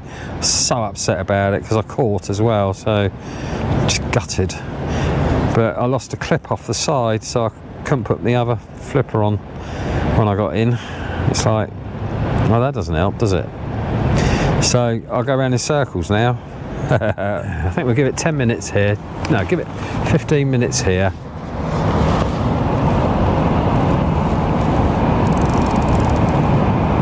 We'll give it 15 minutes just under this boat, and then I think we'll go for a little bit of faster water just for 20 minutes, and then we'll go down to that. Oh, in the first video, just over there, there's a big overhanging tree. I've dropped a load of fruity boilies underneath that earlier, like I don't know how many, quite a few. I don't normally do that very often, but it's a peachy spot to do it, so I might as well. I haven't fished it yet, but I want to go and pull up on that tree, just tie onto that tree and just drop a bait back in there and just sit it underneath that tree. It looks absolutely lovely. So it could be a carp or a barbel or a nice chub underneath there, so that'll be my last spot before I head back, you know. So I'm going to do a little bit, probably spend what is it, say 4:30, 4:45 now, 6:15, 7:15. I'll probably spend 3/4 of an hour or so hanging around up the weir here. I'll go back up to the weir in a little bit, get up in that fast water, and see if we can winkle something out, and then stop off there on the way home, you know, on the way back to the car. But ideally what I want is for that rod just to pull round. But I want it to pull round, and for me have to land it, put it in a net, take it to the what do they call it, the canoe pass, which is there where the steps are. Don't know if you can see that with the steps.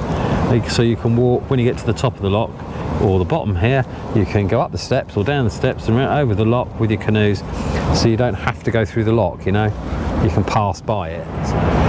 So I'll be doing either Shepperton Weir next, probably, if I don't get anything from here, which is looking quite likely. Wind's got me at the moment, it's blowing me back up the river. So yeah, I'm going to do Shepperton Weir next, I think. It'll either be that or Layham, not sure. Might do Layham, not Layham, Sunbury. Oh, I could definitely do Sunbury. Sunbury Weir. Lovely spot that is.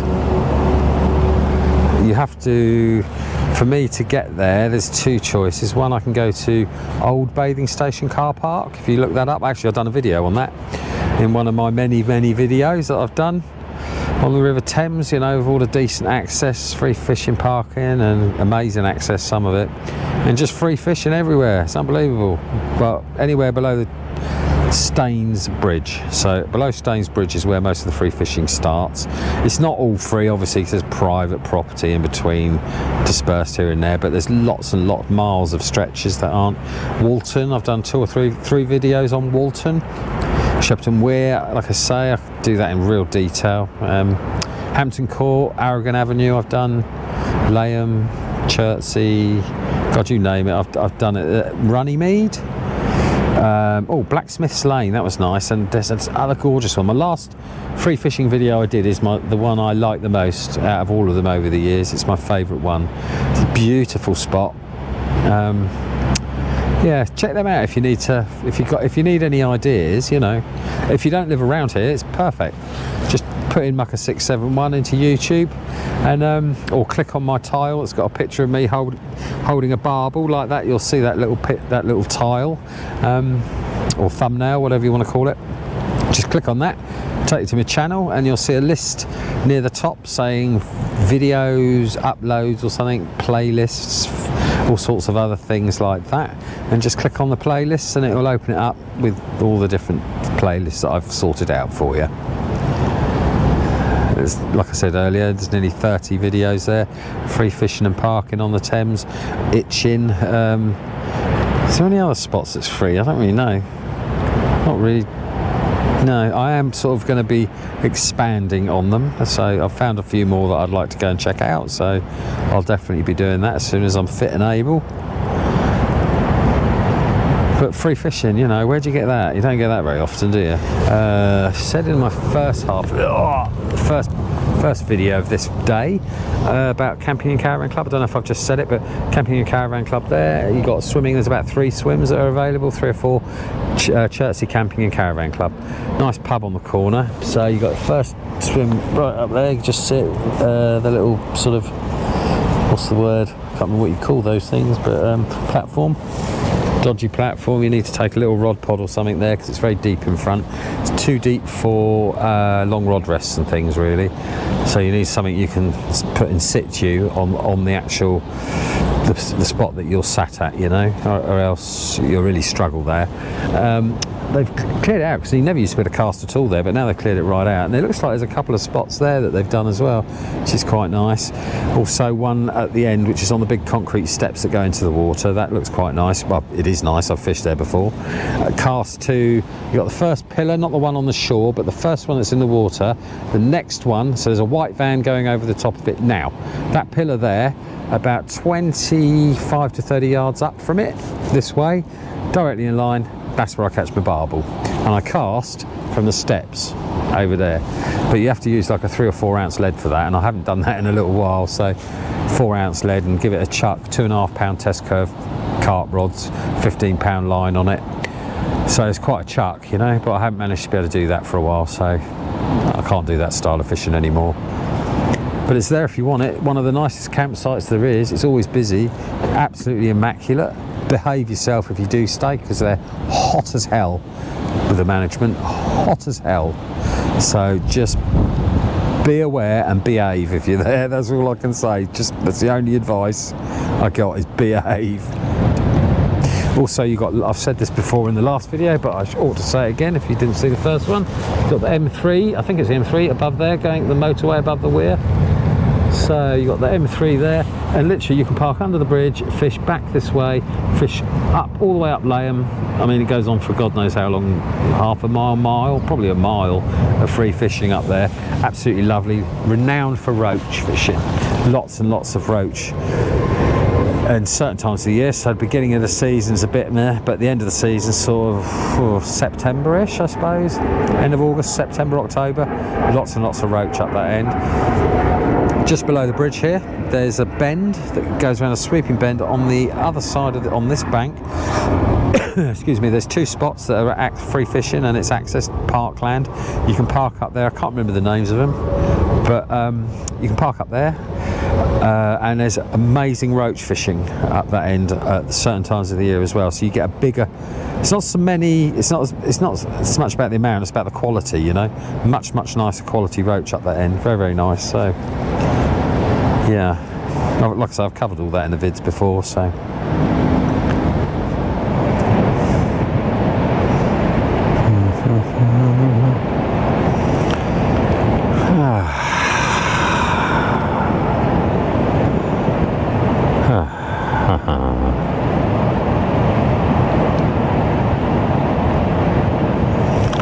I'm going to fall asleep if I'm not careful. Oh, it's lovely. Just got that. It's supposed to have been really hot today, and it's just nice that it's sort of 5:30ish now. The sun's going down just a little bit, so it's not quite as hot, and I'm hoping the wind's going to slow down, die down a bit as well. It'll be lovely. Shut my eyes, I'll be down at the tidal within a couple of days. Right, so I've been here a good half an hour, good over half an hour now, I think, something like that. Casting just in front of the bow of that boat, or the stern of the other one there on the left. Not really had anything, any signs of any shape or anything at all, so maybe move around again, because I mean I've got time, still got a few days, so the more swims I can cover just to sort of maybe find them. Gonna go up into the weir, get a bit hectic for a little bit, for 20 minutes, and then I'm gonna go back to the spot that I've pre-baited with the boilies under that tree, and just gonna tie up to a tree, drift back, plop a line in, sit back, fingers crossed we'll get a carp or a barbel. That'd be nice, or a chub. So what I'm going to do, I'll stick that there for now, and we're just going to go for a little motor up. I'll shoot a little bit of vid from the bow of my massive boat as we motor up there, make some nice video, and we'll find a nice fast spot, shall we? Yes, we will, mucker. Lovely. Right, here we go. Okay. Put a little bit of throttle on. There's my speed controller. That's what we use, forwards and backwards. Forwards is like this. It goes quite well for a little thing, really. It's obviously against the current as well, you know, so it's got about an 8-mile range on it in calm water on a lake. But in the sea, slightly different. You get about 5 to 6. Right, let's have a little look in front.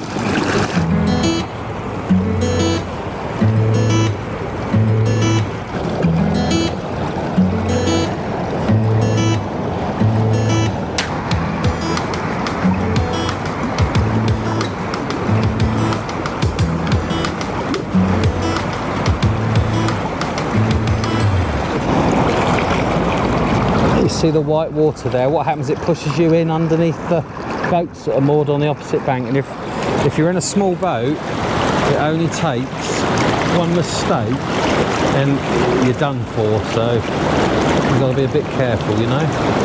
Right, I'm reckoning I don't want to go any further than that, Well, I've got to drop my anchor, so let's do it. Let's go a little bit further to the edge of the flow. This isn't where I normally fish. In the other video, I show you I fish my favourite spots, but yeah. So I'm going to drop the anchor around about here, but we could end up in any direction. So let's see. Let's just drop it. There you go. It's nice and shallow. You can see the bottom. Maybe I should have gone up a little bit further, but we'll see how we sit. No, do you know, we're going to have to go up a bit further, I think. Pop this back on.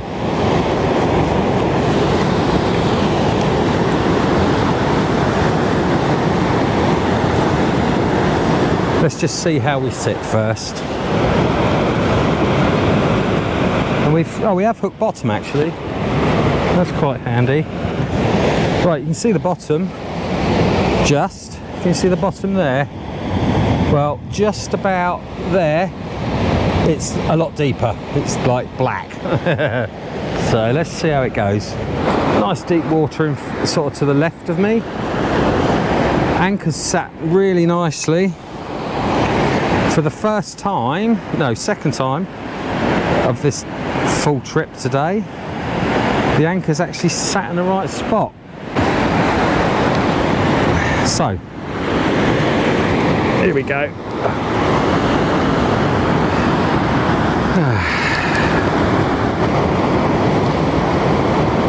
Hang on. God, I'm professional, aren't I? Hey, go. Someone ought to make a video of that. What's up with it? Oh, it's done that thing again. There we go. Right, am I still in a safe area? Just about. Right. You know where I'm going, don't you? Oh shoot, that didn't help.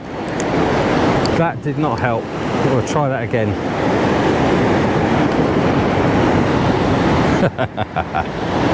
That was a shame.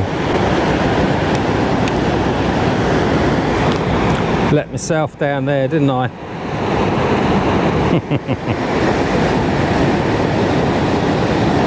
I've still only used one boilie today. The whole day out of this video and the one I've just done before this, when I went back to the car. Remembering to keep that thing, I keep saying it, but remember to try and keep the paste nice and streamlined. You want it streamlined where the hook is, up this end, and then you want it streamlined at this end when you put the paste on the weight. It's because the weight hits the water first, bosh. So you want it streamlined there so it doesn't snap the paste off with rough edges, and then this follows it in that way. So you need it to be streamlined at the top. Ouch, that hooked my nail. There we go. Same with that one, just double check. And the magic trick obviously is to dunk it. Cools the oils and the fats down in the paste, which makes it go rock hard before you cast it. Right, we're going to try again over there. Oh baby, there, just hit bottom. That, if I don't catch anything in there, well, yeah, no comment. I'll go back to sea fishing. Oh, that's another thing, my channel, I do a lot of belly boating. Didn't mention that in the first vid. I do a lot of belly boating in the harbours and at sea. I went out 7 miles out to sea and fished a lighthouse in the middle of nowhere with a couple of mates. They dropped me off. I had a hell of a day. My mate dived the actual lighthouse, so you get to see exactly scuba dived. So you see the dive, you see the fish, you see all the metal and concrete and rubbish that's been thrown in over the years. Lovely video. 7 miles out from, I can't remember if it's the Isle of Wight or Hayling, and 5 miles out from either the Isle of Wight or Hayling, I can't remember which, but it's an amazing video. Abandoned at sea, I think I called it, which I pretty much was. So let's see. So if you like that sort of thing, I do plenty of harbour fishing, lots with my mates. I've got 2 mates who are crazy, and we've known each other literally, well, I've known Pete since I was about, I don't know, 3, and Keith since very, very young.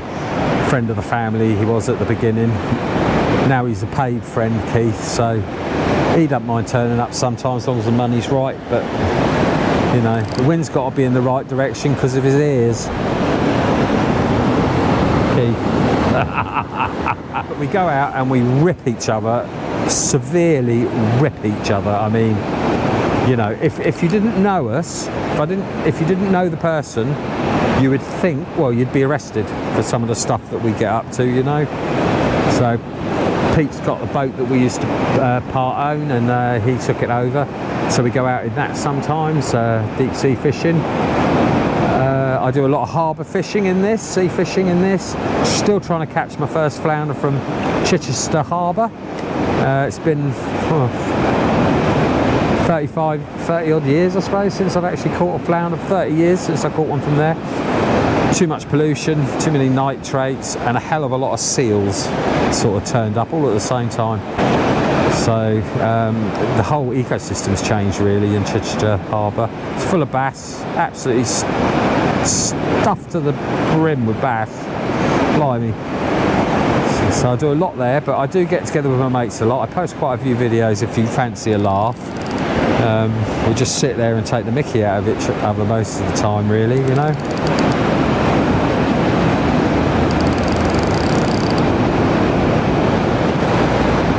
Been out in January, freezing cold, give it a good test, all the clothing and stuff like that. I'll leave everything in this video, like I said before in the other video, all the links to everything that I'm sat on and using within reason. So if you need any info on that side of things, I answer every single message. 8,000 messages pretty much I think now I'm up to that I've answered in total. If you've got any questions, I'm more than happy to answer them for you. I'm so surprised I haven't had any bites. Well, there's an old school canal boat there, look, it's a working boat. Solid fuel, diesel, boat ancillaries, cards accepted. Thames Diesel Limited. There you go. If you want diesel, 07951 481063. Thames Diesel Limited. Hey, that's pretty cool. Hard job that. Hard job. Especially when you're dealing with coal, sacks of coal, that type of thing. Very hard. They're the saviour of the canals and the rivers, you know. They really are. When you get locked in because of crappy weather in the winter, iced in, that type of thing, some of these boats, they will crack through the ice and they'll still get to you, you know. They'll do their damnedest. Alright, I'm going to give it another 5 minutes here. Like I said before, it's not really a problem on the Thames casting around, because the problem is, because there's very few, because the fish are sort of thin on the ground really, if you place bait there and all the fish are up there, they're not going to get to it, are they? So you're better off just sort of, for me, just me personally, putting it in little spots here and there and just sussing out where they might be, you know, because at the end of the day it's a big river and there isn't that many fish anymore, so compared to what it used to be like. So casting around to me isn't a problem, you know. And you normally get a fish, especially on this method, you normally get a fish fairly quickly if they're there. It's normally one cast, you're not throwing anything else in, you're not flicking bait in, you're not having to recast a feeder. All it is a one plop and you leave it. So there's a good chance you're not going to scare too much away, you know. So if there's a fish there, you should get it if it's hungry.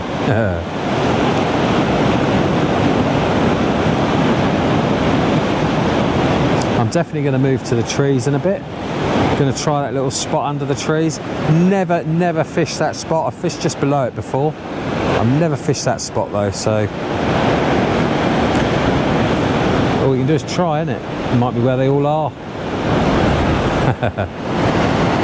Don't forget, if you like what you see, hit the like button for us. It helps my channel tremendously, massively helps my channel. Subscribe if you want to see some more, just like adding me to your favourites. Okay, so I'm going to move in a minute. I'm going to pop on a PVA bag with these fruity boilies. Oh, lovely, smell really nice. Oh God, tutti fruity. Oh, I love that, I do. So I'm going to pop this on the hook and I'm going to go down towards the tree there and sit there quietly for about 3/4 of an hour to an hour, and then I think I'm going to make a move home. Well, back to base anyway, so yeah, I think that's what we're going to do. So I'm going to pop this on and see me in a second. Right, well, I've just had a call from my other half saying that the gate won't open in the campsite. It's the right number and everything, so I don't know what's going on there, so I might have to leave early, which is not a good thing, but she's just had someone turn up, so hopefully she can sneak her way in, you know. I just got a quick text, let's see, otherwise I've got to cut it short, and I don't want to do that. They've changed. Aha! Thank God for that, eh? Whoa. Oh, so that's good. My other half got into the campsite in the end after that problem, but hey ho. Right, okay. So we're going to move down to the carpy bit. Carpy bit. I don't know why I said carpy bit. That was stupid. Sorry. I've just put on a nice stinky tutti frutti, and that's going to go under that tree that I pre-baited ages ago. Let's give it a go.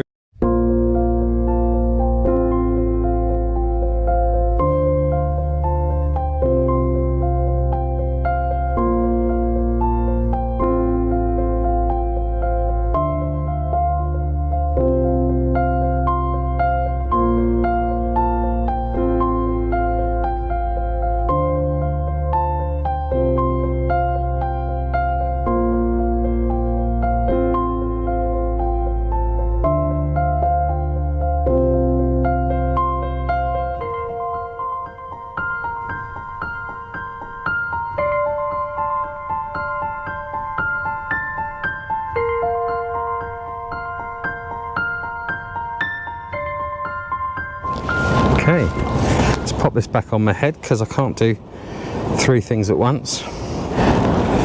So that's the tree just there. I stuffed a load of boilies under it, so what I want to do is sneak up if I can. So let's have the right turn Clyde.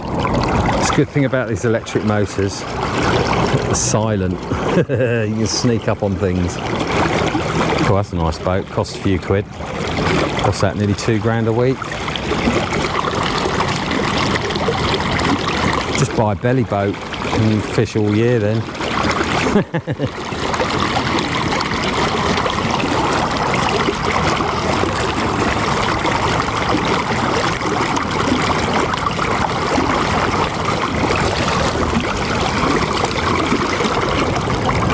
So I want to sneak up on this a bit. I don't want to be casting straight in, you see. What I want to do is just sneak up on it.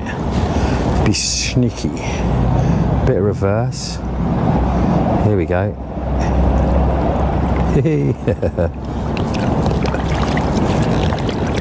Do you know?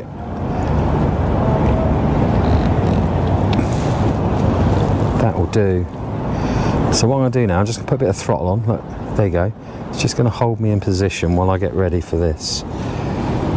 Ready? Let's take it out of gear. Sorry, not out of gear, you know what I mean.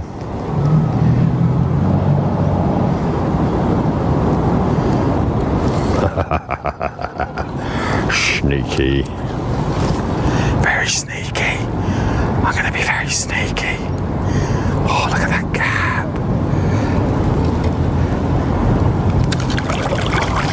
You know, that could be in a load of roots for all I know. But I'm telling you now, if there's a fish there, he'll have it.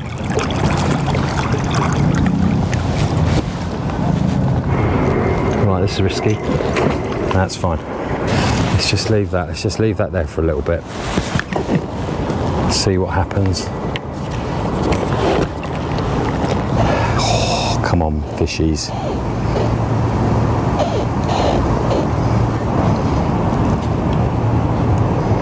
It's quite deep here, by the way.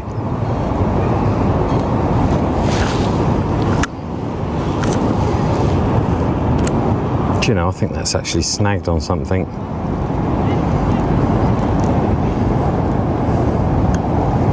It feels a bit solid. Maybe not.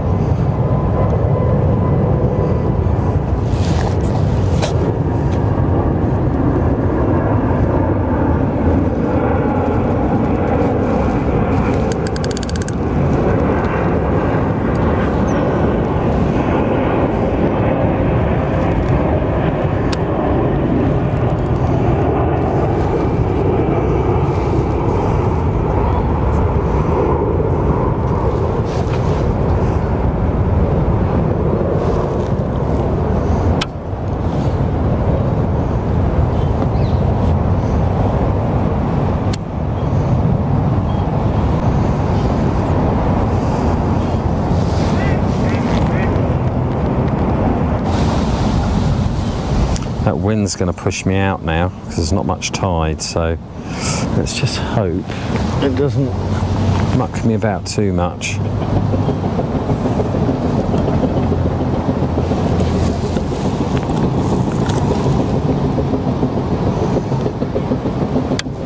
You know what? That's the weirdest thing. Oh wow, traction engine,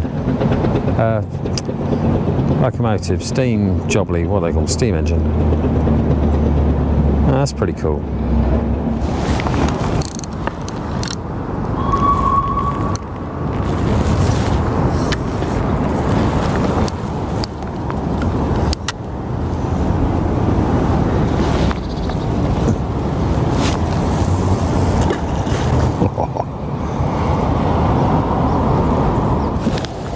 So we've just pulled up here. I've dunked it in under that tree, just under there. Look, right there. So about there, somewhere like that. I threw about 50-60 boilies, something like that, I suppose, in there just as I came past. So, and it's right under the tree. This is, as you saw me dunk it in, it's right underneath the tree. So you can't do any better than that. All we can do is try, isn't it? There's a little bit, see where that chap is there? That's free fishing there. It's a lovely little spot, free fishing up to the end of the lock, basically. So where that car is now, you know, where that red buoy life ring is, that's where the free fishing stops, just for a little bit, and then it carries on back up there, sort of that way. I can't really do it, behind the weir by the M3. Very nice. There's a camping caravan club again. A bit swallows and Amazon here, isn't it? It's absolutely lovely. Gosh, I should be catching. I really need to catch a fish for you. I'm desperate to catch a fish. If you'd only seen it yesterday, no, Tuesday. I can't believe I lost all that footage. I just want it to go. You know, come on. I suppose really I could at some point pop to the tackle shop and get some maggots, some hemp, that type of thing, and do a little bit of float fishing. It's quite nice here actually. Anchor up, feed here just a little bit, and just run it. Oh wow, well that's going to be my next one. I'm not going to Shepperton yet. I'm going to do this line of hedges. I'm not finished with Chertsey. I'm still cancelled the first trip here a couple of days ago because of the problems. That to me that didn't even happen, so I might give myself a go there. I think catch a few. I've got a float rod with me, so it's 13 foot, so it's a bit of a nightmare in this boat, but I've got my little rod stand here, which is brilliant, that thing there, so I can stick it in there. It's quite happy in there. Oh look, dragonfly. Oh, hang on, what am I talking about? I'm supposed to be fishing. Yeah, so I'm going to maybe try a bit of trotting down there, stick a bit of bread flake on first, just a bit of bread flake on its own, see if there's a chub hiding. No feed, nothing, just a bread flake on a stick float. Or now what would I need? Probably a yellow, I think, because of the shiny water there and the dark water. Yeah, I think a yellow stick. Oh, lovely. And I've got 17% battery left and about 15 minutes of SD card. That's a 250 gigs worth of, believe it or not, I've done 250 gig just on this camera here, this camera. And it will be roughly the same on that one, probably a bit more because that one's HDR, so it's the Hero 12. So it uses, my last video was 190 gig I had to sort out. 190 gig I had to edit, which, don't get me wrong, I enjoy, so I'm not complaining. I think it's just pulled it off the spot a bit then as we drifted.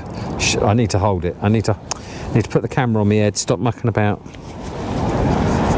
There you go. God, that bait's in exactly the right spot. They even hit gravel, a gravelly hard bottom, so it didn't hook up on any branches under the water or anything like that I could feel. So it's absolutely perfect spot. It's unusual that it's so far out in the river, you know, that normally the trees and that don't stick out quite so far. So it's nice to have this extra bit of cover that can hold quite a few fish, you know. Quite a few, he says.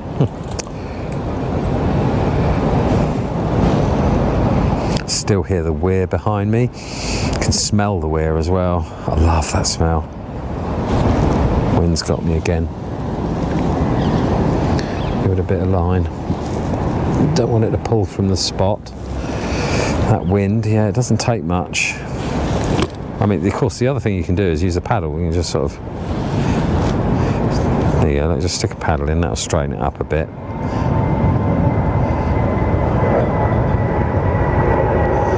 Oh, come on, come on, come on.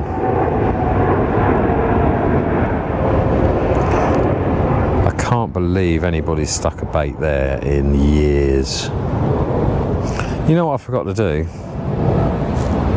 Idiot. Oh, I just noticed.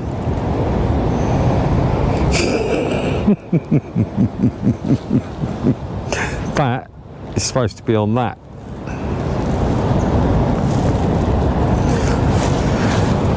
Officially an idiot.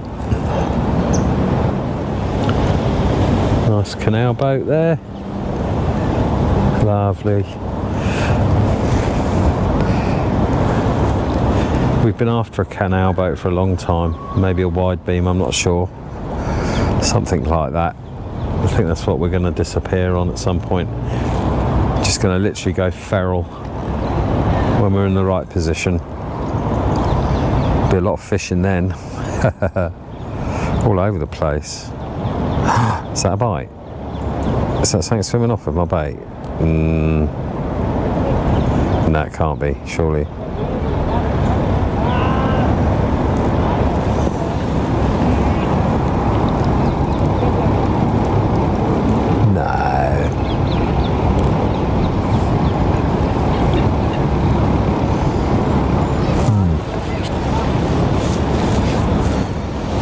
Try and keep rowing, paddling a little bit, keep me in the same spot. Keep getting blown away from the bank, so I don't want to move that bait at all.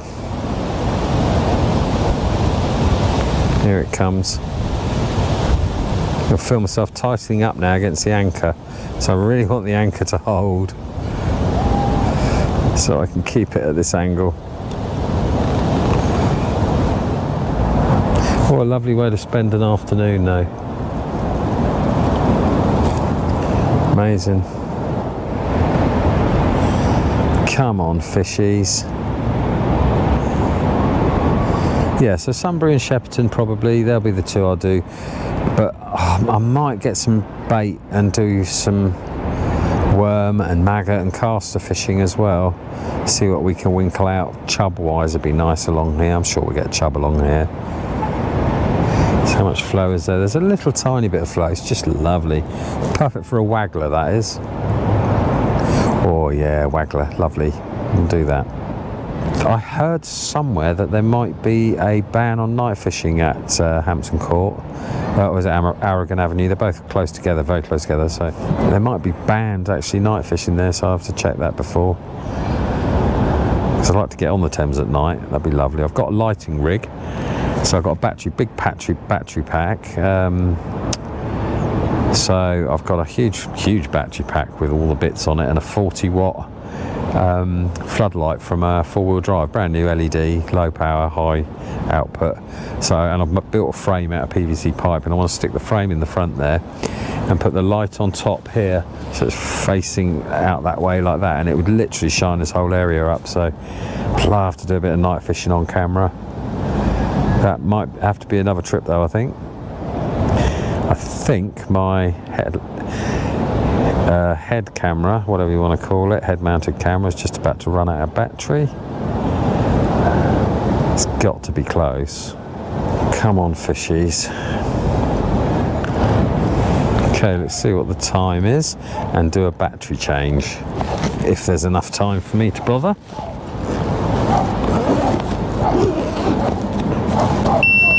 Oh. Well, that was good timing.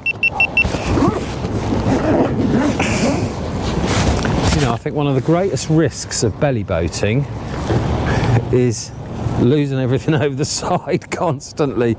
Wherever I go, whatever I do, you have to do it slowly. When I first used this, I went out, it was winter. No, it wasn't, it was September time. And I remember being so nervous. I remember sitting there towards the end of the session thinking, I had a plop. But you know what, I still don't know what that plop was. I'm hoping it was just a weight or something, you know. Haven't found it yet, the thing that's missing, so. Oh, my back, oh, yeah.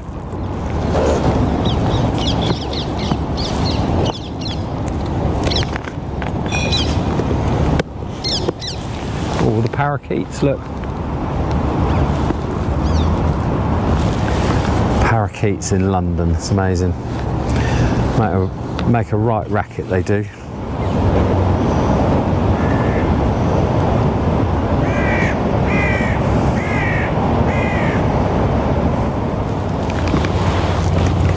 Keep your eye on the rod for us. Oh, it's horrible, I've got to keep checking the time.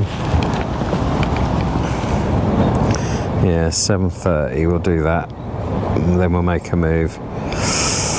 So 7:30, okay. It's half an hour. You know, I can't believe how quickly time goes when I'm sat here like this. It's unbelievable, it just flies by. Faster than, for some reason, faster than, you know, even in the harbours and things in this boat and in the belly boat, it's just steaming past today. It did that a couple of days ago when I was here. Absolutely steamed past. I just wish we could catch a fish. What's this, the 4th spot today? 5th spot, I think, today, something like that. Not even, I think I've had one little nibble, or not even a nibble, just a brush past, I think. And that was back in my favourite spot, that first swim, you know, on that gravel bar that I stood up on. Actually, I don't know if it was in this video or not, I can't remember. But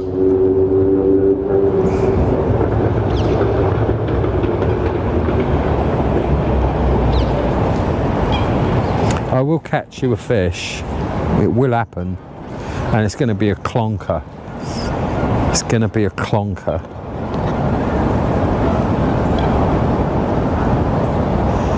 I'm going to do it for you.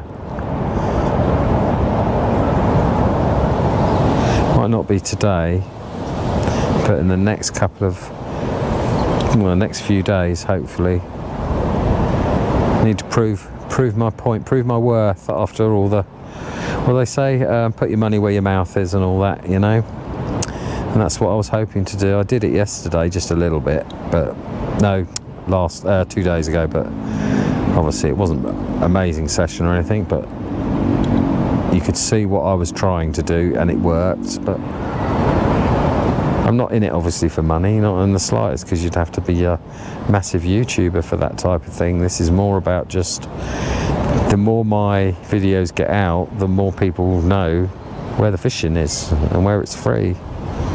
And especially actually the slightly older generation, you know, you hit 50 and things start to hurt, and you hit 60. I haven't hit 60 yet, but if you hit 60, oh, and if you've got problems anyway before that, even if you're not a blue badge holder, if you've just got aches and pains from your job, like labouring or whatever like that,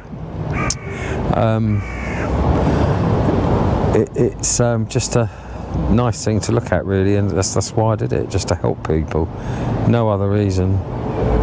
No other reason. I get a buzz out of it. I love it. Some of the comments are just amazing, heartwarming.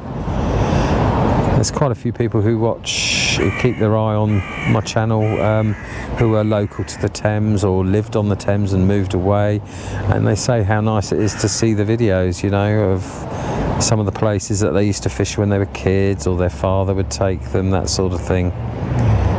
And the stories I hear are absolutely, just lovely. I love it. But as you get older, your aches and pains, you stop fishing. There must be so many people who don't fish because they can't get to the water's edge very easily, and yet there are places out there. I love fishing. I love fishing. People say it's boring and that, but you look at me now. Am I bored? No. Mind you, I must be mad because I'm talking to myself. So my bait, my weight, everything, it hasn't moved an inch. I haven't seen it drag once. It's still under that tree pretty much, so I'm so surprised we haven't had any knocks. That's just unreal. What's the Thames doing? It's not that low. It's just sort of normal summer levels, really. So it can be a lot lower than this. It'll flood like crazy as well. That's the other tip for you. If there's one tip I would suggest with the River Thames, is if it floods, and I'm talking major flooding, right? Like, I mean, that pub over there, that got completely flooded out 4 years ago, I think.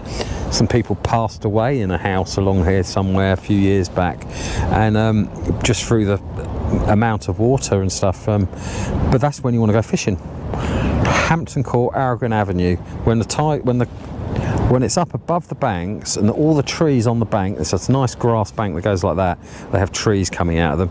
Once those trees are underwater, the roots, the whole of that tree, the bottom of that tree is underwater, you just go down there with a bit of luncheon meat, a 2 ounce, 1 ounce, 2 ounce lead, and you just literally drop it on the trees that you'd normally be sat under in the sunshine, you know, having your picnic almost, and you fish under there. All the barbel come up right up the bank like that, and they eat the worms that are coming out of the bank where it's flooded. So you can literally dunk it just down by your feet. Lots and lots of barbel can be caught that way in the floods. It's the best time to do it in a massive flood. Massive flood. And I wouldn't just say Hampton Court or Aragon Avenue, it's anywhere you can fish. Walton, oh my god, Walton Bridge, just is it below it? Yeah, just below Walton. I've lost it. Yeah, I think it's just below Walton Bridge. Yeah, just below Walton Bridge. That's another killer, that is. On the inside, it's on levels like this, you can't fish it, it's too shallow. It's probably starts at 6 inches and goes out to about a foot for the first 5 meters or so, 10 meters. But as soon as it's flooded, and we're talking, you want water that high above the concrete that you'd normally sit on, so you're looking at a couple of inches, 3 inches above it. So you need to sit in the water really, on a seat or a seat box or something, and just fish it under your feet. You absolutely bag up. Absolutely bag up. They love it, the floods here on the Thames. I mean, I've used grip leads. I've taken grip leads from the sea fishing that you put sort of 4 to 6 ounce weights on, and then you have these screwable claws that go on the bottom. Well, I've unscrewed those claws before, put them, self-tapped it into the bottom of a maggot feeder and had a grip weight, so a grip lead with the maggot feeder on it, and cast it into the flood water before and bagged up. And I've not even used bait. I put foam in it and a bit of gloop just to stuff it with some nice foam. Stuff the feeder with the foam, maggot feeder, and just pour a load of that gloop in and put a couple of maggots on the hook, or a worm or a boilie, whatever you want, depending on the bait, the flavour you're using. And you don't actually use any bait, really, any ground bait at all. It's just hook bait. Absolutely brilliant. And your rod's bent like that. So your rod's bent like that with the tight, you know, with the current. So you use a 2 pound, 1.5, 2 pound test curve. So 1.5 really, 2 pounds probably better, just to sort of give yourself a bit of rigidity, and just wait for the knockback. It's amazing, can be.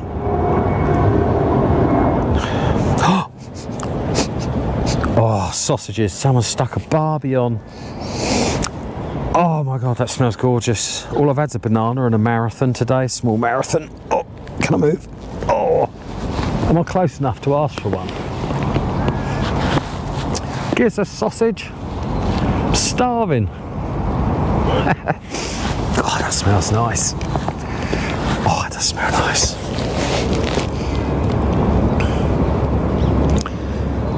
Well, I think that is going to have to be it. I'm so sorry it's a failure today on the catching side of things, but I hope you enjoyed seeing, you know, quite a lot. I've shown you quite a lot of the Thames up here at Chertsey. Up at the weir, I can't even look back, the back's so bad. At the weir there, look, beautiful. I've got to look at it. Oh. Wow. Free fishing, chaps, ladies and gentlemen. Look. It's free. All of this. Yeah, right, so it looks like I'm going to have to go. Damn. I'm so sorry. Oh, there's a fish just there, look, as well. I might give it 5 minutes. I am so sorry I haven't caught anything today. I'd love to have caught you a fish. I'd love to have caught you a fish. It would have been lovely to see. We've got another couple of days of this though, so it's probably going to be another 3 or 4 vids, I think. Because I do like to take a break halfway through and have a bit of a lie down in the car. I did that today, so I physically can't sit here for that long. So, but I just want to catch you a fish. I want you to see the Thames at its best, you know. It's an amazing spot. It is an amazing place. Just hard sometimes, very hard.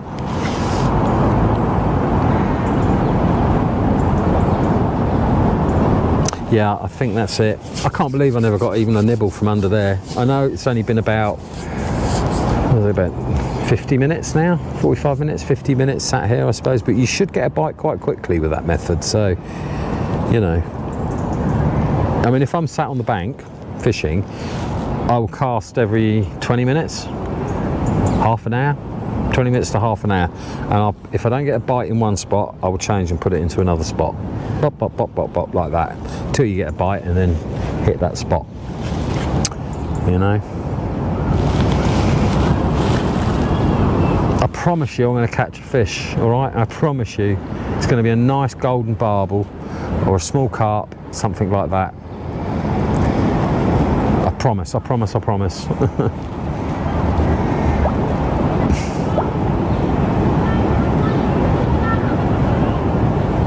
Yep, that's it. Okay, so thank you very much for watching again. I'm going to take a trip home, I was going to say, but I've just run out of memory on that card. That's 256 gig, that is. Gone. Wow. That'll do. Sort that out later. Oh. Right, yes. Thank you again very much for watching. I hope you enjoyed my commentary at least. I know I've done a lot of talking and babbling and stuff, but a little bit of info. Hopefully you found it insightful. Don't forget to hit the like, the subscribe, the notification bell, all that jazz. It's free to subscribe. It's just like adding me to your favourites. What else is there? just a trip home. That's it. I'm afraid I can't use that camera because I've just run out of SD cards. So, right, that's it. I'm going to go and speak to my much better half. I don't know, look at that pigeon. Oh, a little bit of red wine with that. That'll be nice. Right, okay, right. So I'll leave you with the trip back. I can't film it, I'm afraid, from the other view, I'm afraid, which is a bit of a shame, but I'll put a bit of B-roll in the background probably. Ugh. Thank you very much for watching again. I really hope you enjoyed it. Don't forget to hit that like button.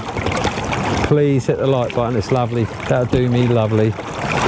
And I'll be back in the next couple of the next couple of days I'll be back. So right, one last check behind me so I don't crash into stuff. It's funny when you crash into things backwards, it all happens really quickly. 1 minute you're going along nicely like this, and the next it's all hell breaks loose.